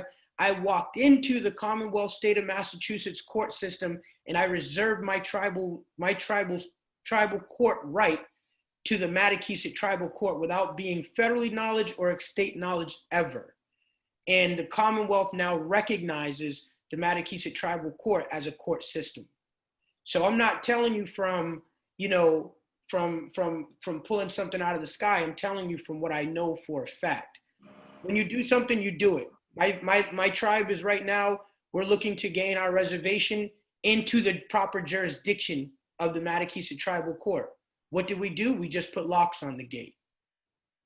It is what it is. If they don't like it, you take us to court. It's the motto is just do it. And you got to do it. If you know what you have. Absolutely. Start somewhere. You don't have to build a post office, but start somewhere. People are hurting. People are, people need help. We're in a pandemic. People need help. Yeah, the administration, the obligation of the administration of treaties and Aboriginal titles, they all right now fall under public safety. You are a responsible party for the public safety. We're in a national pandemic. Don't let anyone believe that you cannot protect your own people during this time. Don't wait for federal dollars. Don't wait for state money. Don't wait for a recognition system to acknowledge that you have the right to do it.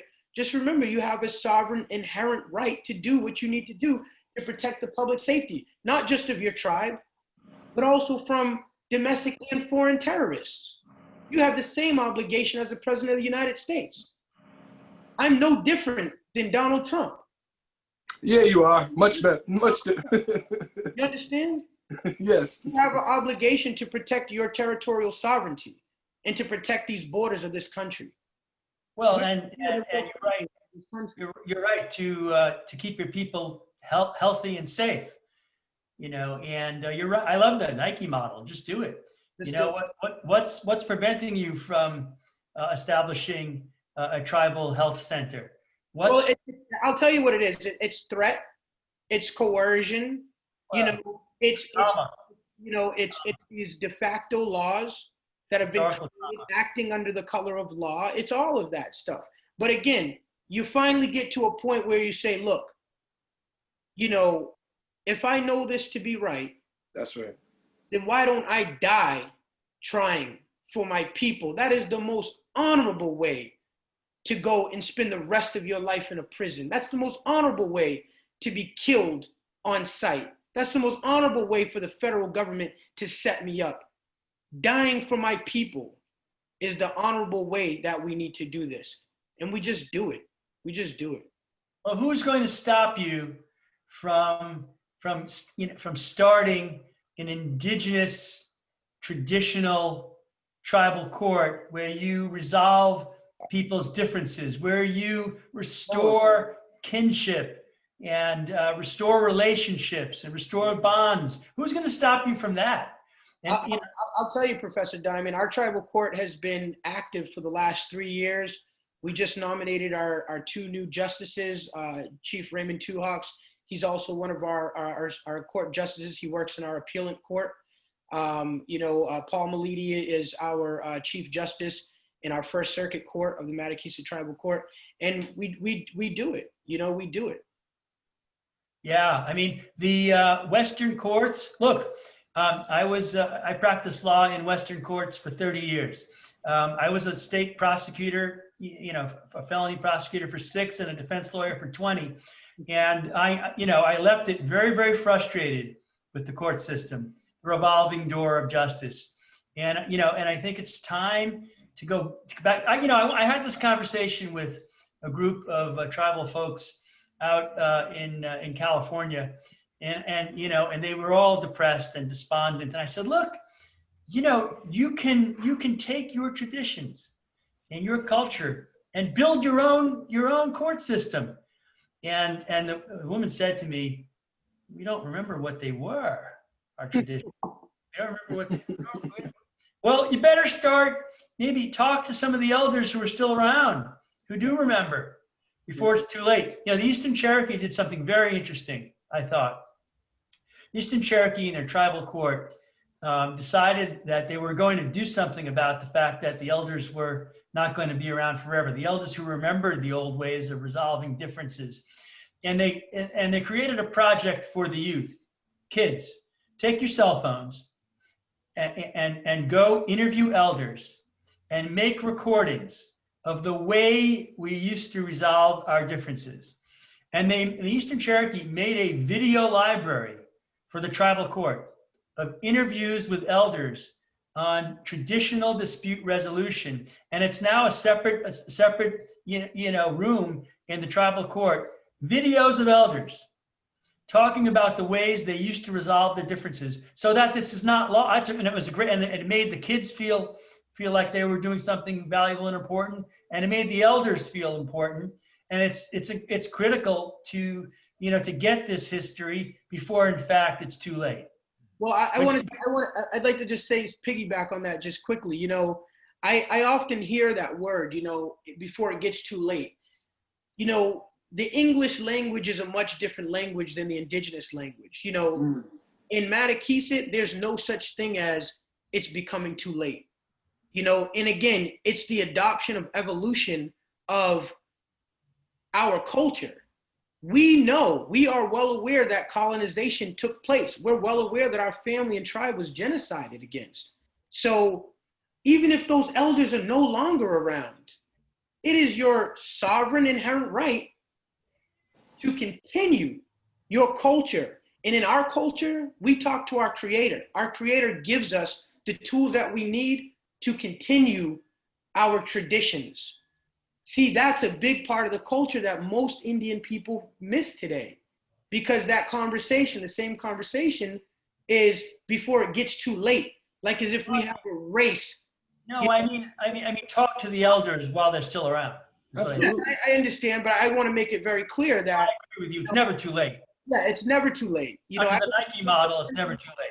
Yeah, I don't even want people to even begin to even think of that. It's never too late. I don't care if there's no elders, if there's only a 4-year-old in your tribe, if creator gives that 4-year-old the tools that 4-year-old needs to sustain, even as minute as simply just breathing, and it's Mattakeeset breath, that's enough to call it a cultural best practice. Amen.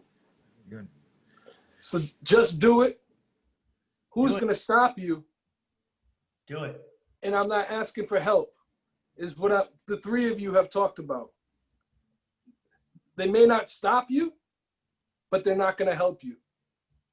And what I mean, like starting your own courts, and I'm speaking about that from some of my experience with Chief Two Hawks, that it's there for us. They can't stop you. I joke with Chief about how sometimes some of the stuff that he's learning in law school is like Harry Potter spells, meaning you got to say it the right way to get the right outcome. If you pronounce something just a little bit wrong, it'll have a different meaning and bring about a different outcome. You got to learn, you got to learn how to say it right with confidence. Don't ask for help. And thank you so much. Just do it.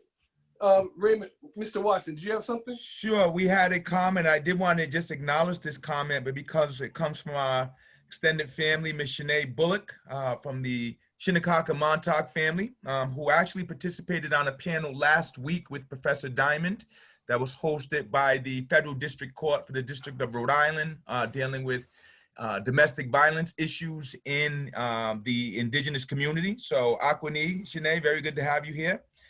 She asked, what advice can be given to tribes who have conformed to becoming classified as federally recognized or state recognized, but who are not waking up?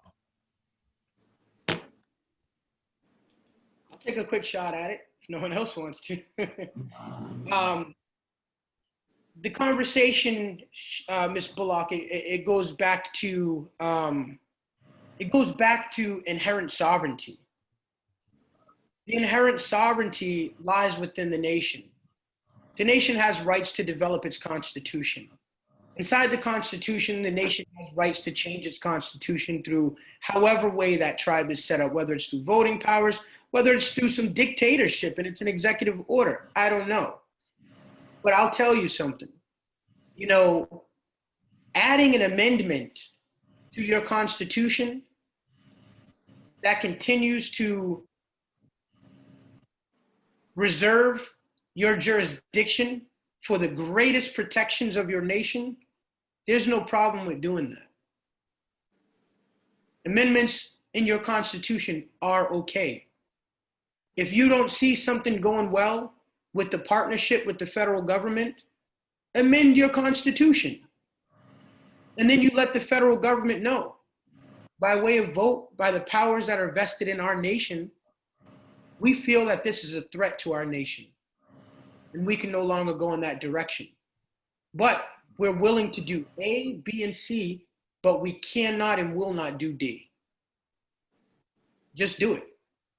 Yeah, I would add to what Chief Fisher says to Shanae, who I had the pleasure of serving on a panel with just last week, who is a beautiful person and extremely intelligent and is going to change things. I would say, when the tribes that are recognized by state or federal government, you don't always have to take everything they offer and adopt all Western practices. It doesn't, the fact that like Chief Fisher says, talks about constitutions. Well, they wrote these IRA model boilerplate constitutions for tribes and said, you need to imitate us. You need to have a legislature and a president, and you need to do things our way. And if you're going to have a court, it's got to be like our courts. You don't have to imitate all of the Western ways just because you've accepted recognition. You can still forge your own path. Right. And don't give up. Pick like Chief Fisher says. Pick something to do, whether it's A, B, C, or D. Pick a place to start. Maybe it's too much. To manage all the natural resources, but it's a good thing to do. Maybe tribal court is too much, but pick something to do. Pick a place to start, and start there, and then pick a place that maybe will bring some revenue, to the tribe, so that you can do some other things as well. But if you have leaders who just want to do things the Western way, maybe it's time for some new leaders. Thank you very much, gentlemen. This has been a fantastic conversation, and we are now coming to about 15 minutes left in our scheduled session. And we'd like to actually open up now, if it's okay, to hear maybe from some of our audience with final statements. Is that what you meant, Mr. Watson, or did you want folks to type it up? No, no, no. I want to hear from our panelists. We've got about 15 minutes left. We said from 7 to 9. So I'd like to hear any closing remarks that they might want to share just to make sure we get them. We did have a few questions after that. So after we get what our panelists would like to leave our audience with, if they would like to stick around, I'll entertain some more questions from our chat.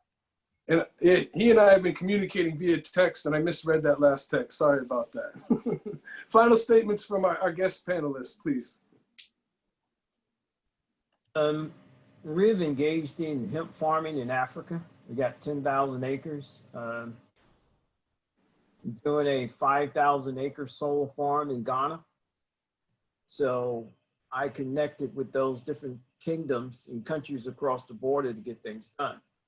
South Carolina and the Baptist Church didn't want us to do any hemp, so I took it abroad and we're doing it. So those are the options that you have when you're a non-federally recognized tribe. You can go sign treaties with those countries and forge those relationships and make things happen.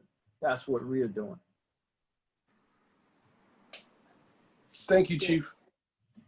I wanted to just leave off quickly with two things. One was, I started with opening up with the regards of the Taino Arawak people. And I continue to say that because truly, as I've been educated, by their community, they really took the brunt. They bear the brunt of this doctrine of discovery. Not to say that it wasn't successive and its ideology didn't reach other nations, but I want to just leave it and say my continued regards, for those nations, those Caribbean nations who really were affected by the doctrine of discovery, and that our prayers are continued with all of you all, and that we're thinking of you all continuously. And the Mattakeeset tribe, we certainly support you all in trying to find better ways to come underneath or come up out of the doctrine of discovery. And I hope that we left you all with some jewels that may be pertinent to the continued plight and the reach for that. And then lastly, I wanted to say something. I wanted to leave with this. The doctrine of discovery was essentially canceled, as a legal precedent, because it was really based on the premise of terra nullis, right, or empty land. Since the Indians weren't able to, since we were able to get the monarchs to acknowledge and respect our governancy, they were acknowledging that the land was not empty, but rather that indigenous nations were well inhabited. So what I'm trying to say right there is, is really the doctrine of discovery, does it contradict itself? Look at the American Civil War. It was a result over the monarchs canceling of false titles to land. Charles I, Charles II, William and Mary. I mentioned William and Mary earlier. They were all constantly canceling settler titles to the land as a way to consolidate power. English Civil War of 1646, excuse me. Same situation. Monarchs and landlords fought to decide who the balance of power was. So the reality is we develop our own doctrines that point back at them, 360, and it points right back at them, a little Heyoka medicine on them. What's really happening here in the doctrine of discovery? You put the burden of proof of jurisdiction back in their court again. Who's right and wrong? You guys confusing me. I don't know. I don't understand your language. I don't understand these written documents because we don't. It was forced upon us, but it wasn't forced upon us with any free, prior, informed consent. There was no consent. There was no participation. There's no consultation in it. So I just want to leave you with that. These things were canceled out. And it is what it is. They were canceled out. There's so many ways that you can find that they were canceled out. Thank you, Chief Fisher. Dr. Diamond, do you have any final words, sir? Yes, never at a loss. I can tell. Yeah, I have a lot to say. But anyway, I want to thank the Cultural Equity initiative for hosting this panel and the programs that have been going on all week long. I learned a lot, and certainly my honor to appear here today with Chief Fisher and Chief Langley and Globe. Thank you for moderating. Listen, you know, what's going on in New England, I think is, you know, I didn't know it was happening when I got here. And I'm so excited to learn about it. And Roger Williams University, you know, and the law students there that have formed a student association, Native American Student Association, you know, that's brand new. The fact that federal Indian law is being taught at Roger Williams University after not being taught for God knows how long is a good thing. I just want to put in a somewhat shameless plug for the work we do at the Southwest Center for Law and Policy and the National Tribal Trial College.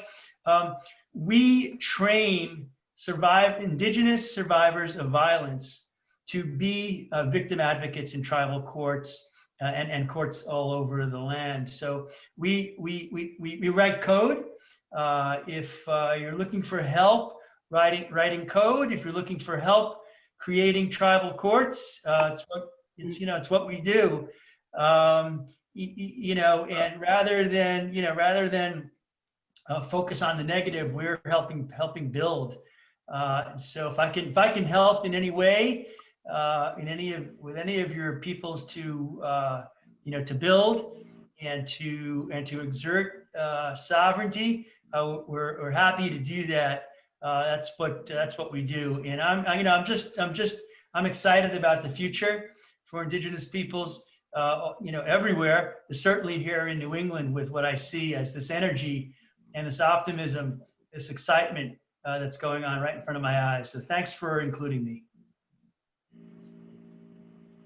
Gentlemen, thank you so much. This has been an incredible conversation that I've learned so much, and I'm just humbled to be on this, the moderator for this, and to have 3 chiefs, modern chiefs, on this call, working to continue traditions and not ask for permission, just do it, and we can't be stopped. It's kind of the lessons I'd like to say. And Mr. Watson, I think you embody all of those things, given you started a lot of this stuff decades ago. So Mr. Watson, I think it'd be the right place for you to have the last words for this event. Thank you so much, everybody. Sure. So once again, just so honored for our very distinguished panel. Thank you all, because I know that everyone on this panel is extremely busy. I had the opportunity to know Chief Langley and Chief Fisher, not only just as chiefs from fellow nations that are first contact nations, but on personal level and as friends. So I'm aware of a lot of the things that are just going on, just trying to be a leader for your people. So honor to both of you, and Katapatish for being here tonight. Professor Diamond, once again, I mean, we had federal Indian law class today, and we were actually going back and forth with oral arguments. And I am so excited to have this gentleman in this region, not only because of the wealth of knowledge that he brings, but because he's also willing to stand on what he believes to be right. And that has been so much of the problem, especially when we've dealt with the legal field out here, finding attorneys or even just legal scholars that when they see what the right thing is, don't stick their head in the sand, don't turn and walk the other way, and above all else, don't get into this notion of, well, you're not federally recognized, or you're not state recognized, or you don't look like. It's so refreshing and encouraging, Professor Diamond, to run into a legal mind like you, who understands that those things are just colonial concepts that we need to let go of. So I want to say Katapatish to you as well, Professor, for your participation. And of course, to the good brother, Globe Mitush, Snapping Turtle, that is his given name. But so grateful that you were able to moderate. For those who do not know, we did this fantastic discussion back in 2016 at another institution that I won't name because I don't like them much. But if you Google Indian slavery at a certain university that's in the state, you'll see that it pops up with about 3.2 million views right now. And this brother, he showed up at the event, and I said, hey, Globe, man, you're going to moderate tonight. And he was like, I'm going to what? I said, yeah, you're going to moderate. And he was like, well, what am I talking about? I was like, you'll figure it out, but I got to go in the back and I got to get. So as this one came around, he reached out a number of weeks ago and said, hey, look, last time you kind of just threw me into the fire. I'd like to be the moderator for this one, but let me know in advance so I can do some preparing. So I want to thank Globe for his commitment and his just, you know, sticking with it as we've grown the Providence Cultural Equity Initiative and all of the things that we've just been doing here in Rhode Island and in the larger New England region, and on the East Coast, I would say at this point, just to raise awareness about, as our people say, Iniski Tumpawag, we are still here. And indeed, we mean that when we say that, and I really like Chief Wampatuck's words, because Snappy Turtle's been with me in a couple of situations where it's been like, this could be dangerous if we weren't moving in the capacity that we're moving. Even coming down to engaging with law enforcement in the open environment. So thank you, Globe, appreciate you. Just for final words that I have, just to continue these dialogues in whatever capacity or form or space they may be in. But most of all, I want to say that as you can see from the panel that are here and from the words that were shared, that there are people out here who have knowledge and who have made progressive steps that are always willing to share if it's in the right spirit. We got a couple of questions, and you know, once we get through, we will get to some of them. But you know, understanding that these things were done in traditional ways and in traditional manners, and that we have to get back to that. It's not about claiming that I was misclassified and then I'm going to run and do what I want, but it's about taking the time to actually understand and learn who your people were and are before colonization hit. Slavery, colonization, those are all experiences of our people. They do not define our people. And what I found to be the most rewarding is taking the time to understand how things were done before. And it's not an easy process. It's not a process a lot of times that I like, because it forces me to look at myself and realize just how colonized I still am, even though I consider myself to be in a continual decolonization process. But you know, to take the time to get back to understanding. And then I would also suggest, because as you can see on our panel, we have individuals with all different heritages from all different backgrounds, to get away from this racial stuff, because that was what was forced upon us as a part of colonization. It's a divider. It divides you on the size of your nose, the color of your skin, you know, the texture of your hair, and it divides people. And it takes people away from their heritage, and it makes people ashamed to be who they are. None of us have any right to be ashamed of who we are. We are here today because our ancestors thrived and survived through something. We are here today because our ancestors did some things that they shouldn't have done. Whatever the case may be, we are here today, and we can learn from all of those past things and craft a more comprehensive and a more beautiful future with each other, for each other, and respecting each other for our relationships with these very lands and whatever lands we come from. So I just want to say katapatush once again to everyone that's in our audience, everyone who asked questions, everyone who commented on Facebook, everyone who's going to share this discussion.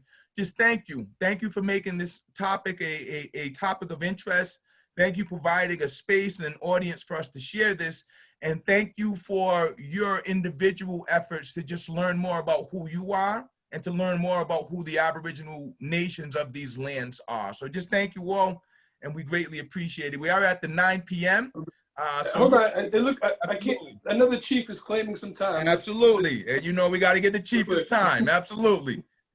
Quick, just a very quick remarks, you know, just traditionally, you know, we do honorable humiliation, you know, where we come from, you know, and I just want to say, Two Hawks, man, I've had the real honor and privilege, you know, to watch you grow over the many years. I've seen people take shots at you, you know, I've seen people support you, you know, but one thing though, you know, your heart has never changed.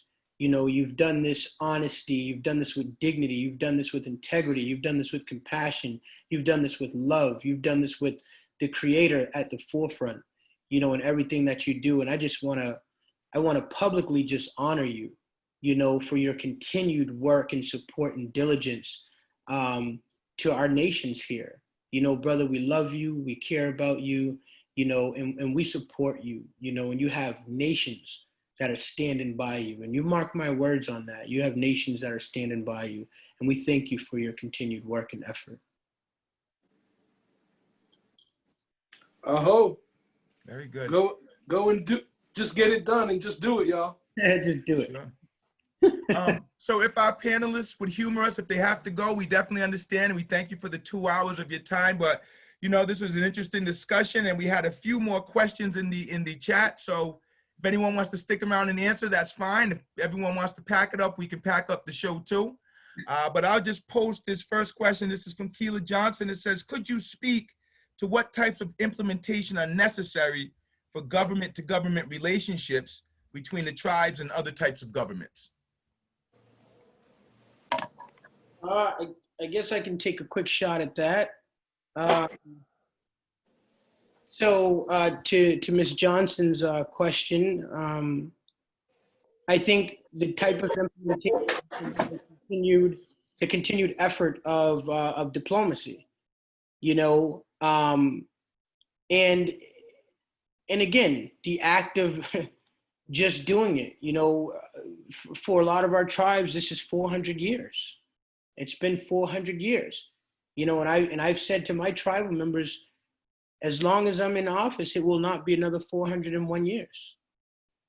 400 years is definitely where it has to stop. But again, diplomatic approaches, diplomatic approaches, diplomatic approaches. You know, communication is effective, whether it's in, you know, relationships, friendships, you know, these are still relationships. You know, the truth is you're not going to get rid of people.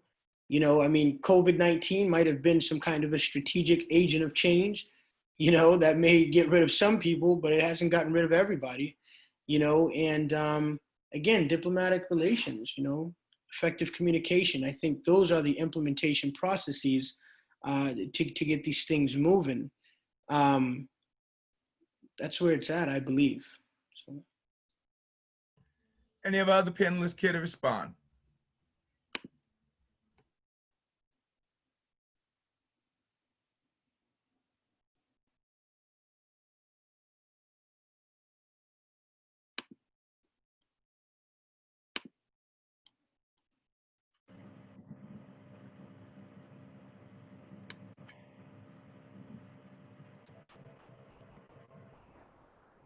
I unmuted you, sir. Chief Langley, did you want to share any thoughts?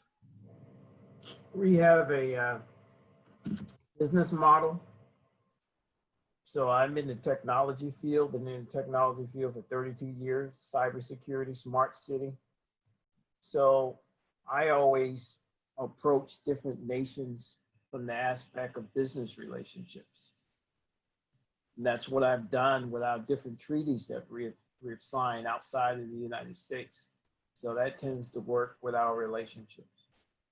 Many of these foreign countries have lands and they don't have the technology. So you can bring the technology and the business plan and the know-how. You can help develop those kingdoms and those nations. And that's what we've done. It never hurts to reach outside the United States because it can be difficult dealing with some of these nations here inside the US. So I chose to go outside. You know, you got that stigma. You're not federally recognized. You're not state recognized. When I start reaching down in the Caribbean with the Hong Kong Maroons, and start going over to some of the African kingdoms, they don't even care about that. Went down to Colombia, they don't care about it. What can you do for us? So that's what we're done. Excellent, Chief. Thank you. I'm going to pull up another one, and this one was shared right in our comment section sent over to me. This is coming from a Ryan McGuire. It says, would anyone on the panel support the immediate decolonization of the Senate and the House as a modern power space, given as a part of reparations for Indigenous and Black people? Thoughts? How you gonna do it?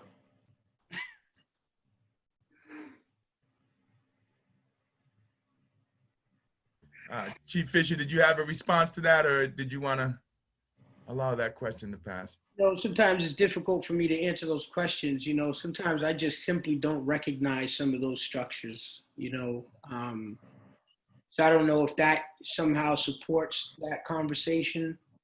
You know, you only recognize what is really in your own reality. You know, those systems are very far reached from one of in union with Mattakeeset, and it's just difficult to deal, you know, with that. But you know, I mean, again, I think Chief Langley said it best. How are you going to do that? You know, that's a great question. Let me give you an example for reparations. I developed a waste management cleanup for the whole continent of Africa. Just signed a contract 2 months ago. I won a $120 million contract over the next 10 years by doing that. That's my reparations. I can do a lot with that, with myself, my community. Sometime to gain opportunities, we have to go outside this country. You got to get outside the box. You're handicapped here, but you have a lot of talent, knowledge. Make yourself international. An international impact can have a serious impact here on the local level once you get it done. I didn't exist, but I have more congressmen calling me now. They didn't call me before. I tell you what, this is what I want down in South Carolina for the Uchee people there. See if we're gonna play some politics. Give me this, then I can help you with that. So we have to think creatively. You got to realize that many of our ancestors were colonial time. Some of them may even travel in the globe. All of these things are in us. I always see myself as I lived 500 years ago. I'm my ancestor living today. That's how I view things. Many of us are not conscious of those things because those oral stories are not passed down. So we got to go deal in spirit. So I've learned the road less traveled, the spirit road, can be a lonely one. You're going to hit some frustrations. You're going to find yourself alone. But if you got some willpower and some courage, you get it done. I don't mind going to battle by myself because I'm not alone. Because in my mind, in my spirit, I got 10,000 ancestors around me. You better look in the spirit, see what you're dealing with. It might get your feelings hurt. It is the strength from within that makes a man strong, not the outward appearance. What's in him? These are things you have to do. That's all I have. Very good. We've got another very good one. This is from Bahike again. What is the difference between sovereignty and jurisdiction? Please. Yeah, I think I mentioned it actually already earlier. Again, sovereignty is an inherent right. Jurisdiction has to be assumed by a court of law to protect the sovereign inherent right of your tribe's sovereignty, of your nation's sovereignty. Let me piggyback on something here. I'm going to speak to you guys from a genealogical perspective. Studying your family history back before the American Revolution, and many of your ancestors you will find later in time, your free people of color, your colored people, their landowners. Well, during the British colonial times, many of your ancestors are lords and barons and baronets. Your nobility, you have it. You research that, you might be able to do something with it today. I helped a family in Charleston, South Carolina, 10 years ago, that their fifth generation grandfather, 200 years ago, purchased 200 acres of land. So let's fast forward to 2010. Marriott went out there and built a 185-room hotel on this property. It was never sold. It was a property transferred. I don't know how much they got paid, but I say this much: the next 5 generations don't have to worry about nothing. It was heired property. Marriott, because it wasn't a legal transfer of title, they still own it. That's something many people should take a look at, especially when you are Native American with African ancestry, or vice versa. I just want to give you a little hint to that. Very good. Thank you, Chiefs. I got another question. This was an earlier one. And I think this is a good question. I think this is a good opportunity to provide some clarity on this because I get a lot of questions that are in this regard. It says, how do we actively walk in our sovereignty as Indigenous people today, given the current United States system that we find ourselves in? What are the steps that can be taken to activate our sovereignty within an oppressive corporation? Before I turn it over to the Chiefs, I'll just share this bit of context because we get this so much. If you're talking tribal stuff, then the sovereignty comes through the tribe. I've had to address my own tribal members about it, moving in this sort of sovereign citizen mindset that I can do what I want. That's not valid. I'm going to turn it over to our Chiefs now so that they can share some thoughts on it. Yeah, could you read that one more time, please? How do we actively walk in our sovereignty as Indigenous people today? Given the current United States system that we find ourselves in, what are the steps that can be taken to activate our sovereignty within an oppressive corporation? Continue to breathe and exist. Many don't understand sovereignty. And like you said, Two Hops, they think it's a free pass to go out here and run red lights, shoot people, have accidents. I'm sovereign. I won't be arrested. Your man going to jail. Bottom line, your black ass going to jail. You my language. I'm gonna be straight. So they don't understand the aspect of sovereignty, especially when it comes from some more science ideology. I'm not driving. I'm traveling. No, I don't need a driver license. I got an ID card. No. The minute you're on that paid public highway, the minute you're in that manufactured vehicle, it don't apply. You got to be careful with that. So there's a lot of misconception with that, which get a lot of people in trouble. I'm not going to buy this house. I'm going to squat. All right. Girl coming to get you. Give you a little time where they can bill on some charges. Then you find yourself in jail for 8, 9 years for squatting. Mortgage fraud is a totally misunderstanding, and it hurts a lot because the most people that get caught up in this are people of the Black, Negro, and colored community. Leave it alone, understand it. That's not the way it works. That's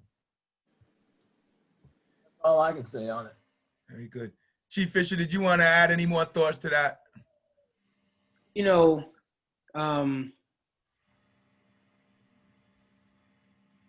no, I think I'll pass on that. Okay. And I'll just share some thoughts as well. And this goes back to my conversation about the race and the color thing.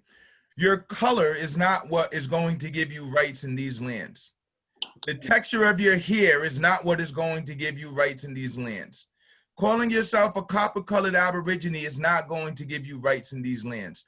Who your people are is what is going to give you any rights that you may have, and it's going to be tied specifically to what rights your people had. So when you're sitting here and looking at this panel right now, when you look at Chief Fisher, when you look at Chief Langley, when you look at myself, these are chiefs that have already confirmed blood ties back to chiefs who were in positions to say what was what and where was where at first contact. Yeah. That's why we're able to move in the space that we are. It's not because I grew a mohawk. It's not because I dance in the powwow. It's not because a lot of the original Aboriginal folk here were a certain skin tone. None of that's going to help. Those are all colonial concepts that were placed upon us to get us to divide amongst one another. It is all about your bloodline and your specific bloodline, not the Indians that were in the state where you live now, and because they was that, you're this. Not because you saw a picture and you resemble the person that's in it. None of that matters. None of that matters. Who are your people? What are your bloodlines? What is your personal experience?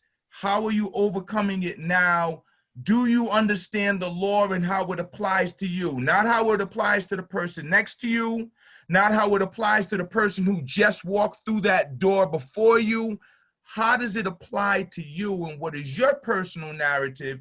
And for anyone who's looking to decolonize and exercise sovereignty and all that, that's where you start with yourself and with your family. Because there is a chance, Chief Langley spoke about it, a lot of that history is, they don't talk about all of the darker skinned people that came colonizing as well, who tie back to these European powers. They don't talk about that. So if you have that aspect as well, if you have Indians who are helping Europeans to enslave other Indians, what good is it to claim to be an Indian? You might have been a part of that group who was on the bottom end and switched over with the Europeans because you didn't like how the Indians above you were treating you. That doesn't give you land claim rights to the land. Your people were still who they were before they did what they did.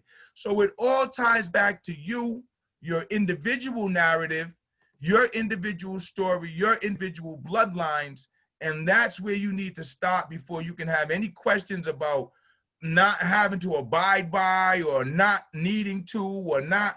All of that, like Chief Langley said, is going to get you locked up. I've actually had a couple of tribal members that I've had to address because they're blood tribal members, but conducting themselves like that. And here I am at court having to speak on their behalf, totally embarrassed because that's not the way they should be conducting themselves. And if they were actually understanding of who they were and how they're supposed to be operating, would not have been trying the thing that got them in trouble in the first place. So that'll be my remarks there. It's all about your blood and your individual narrative. We don't do this generic sort of, I'm a copper colored, or I look like this, or the original Indians look like that, so that means I can do this now. Here's a historical footnote. When Andrew Jackson went into Florida to raid the Seminoles, this is what he saw. He saw Aborigines, he saw Asian Indians, he saw Indians, and he saw Negroes. He described all of these people differently. So that goes to show there's no one common type phenotype of Aboriginal or Indian people here in America.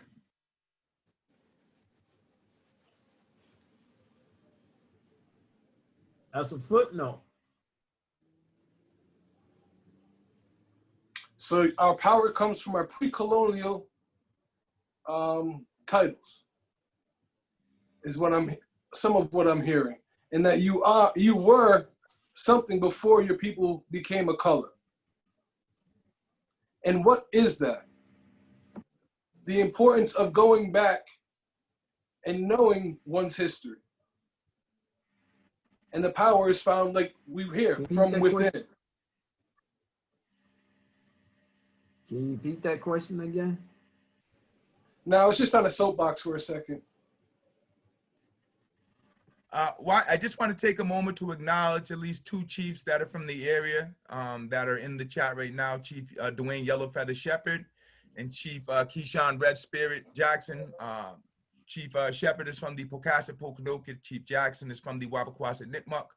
Other tribal leaders in the region here. So just want to take the time to acknowledge our tribal leaders that are in the region here. Aquani. Aquani, Chief. So we are at about the 9:21 minute. We've gone about 20 minutes past our initial time frame.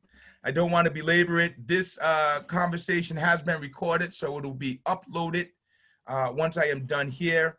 Once again, on behalf of the Providence Cultural Equity Initiative, I want to thank Chief Wampanoag Wampatuck. I want to thank High Priest King Langley. I want to thank Professor Diamond, who stepped off. And I want to thank all of our audience members who posed questions and took the time just to learn and inform themselves tonight. This is what it's all about. This is, you know, I'm grateful that the dialogues and the comments stayed respectful, didn't get ignorant, didn't get into racist nonsense, because all of that stupidity. We're all here to learn. And I think we can all agree that none of us knows the totality of the story of these lands. None of us, especially not with colonization going on. So the more that we can do things like this, the more we can share and inform and raise awareness, and the more we can get back to how we should be, which is engaging with each other on a respectful and mutually beneficial platform and level. Once again, on behalf of the Providence Cultural Equity Initiative, on behalf of the Institute for Social Cohesion, on behalf of the Federation of Aboriginal Nations of the Americas, and on behalf of the Roger Williams University School of Law, American Indian Law Students Association, we do thank you for your time tonight. Chiefs, we thank you for the pleasure of your presence and your very wise words. And please be on the lookout in the near future. We will definitely be doing more of this, since it's such a pertinent conversation and pertinent field of discussion. Please do check out, I put links in there for the chiefs and their tribal communities and tribal nations. Check them out. I put the link in there for Professor Diamond. Please check out Roger Williams University School of Law. We've got fantastic federal Indian law classes going on, and I believe next semester is on tribal government. A lot of good things taking place in the region up here and up and down the East Coast. I would say that right now, I think we have a really good argument to say that we could potentially be in the running for the heartbeat of Indian country right now. And that's with all due respect to all nations all across these fantastic lands that we now call the Americas. But once again, thank you for your time. Uchee-Uchean. Thank you for listening. And we will now call this panel discussion to a close. Wuni Nakan, have a great night. And Pish Kanash, we will see you all soon. Aho. Ayutash. Aho.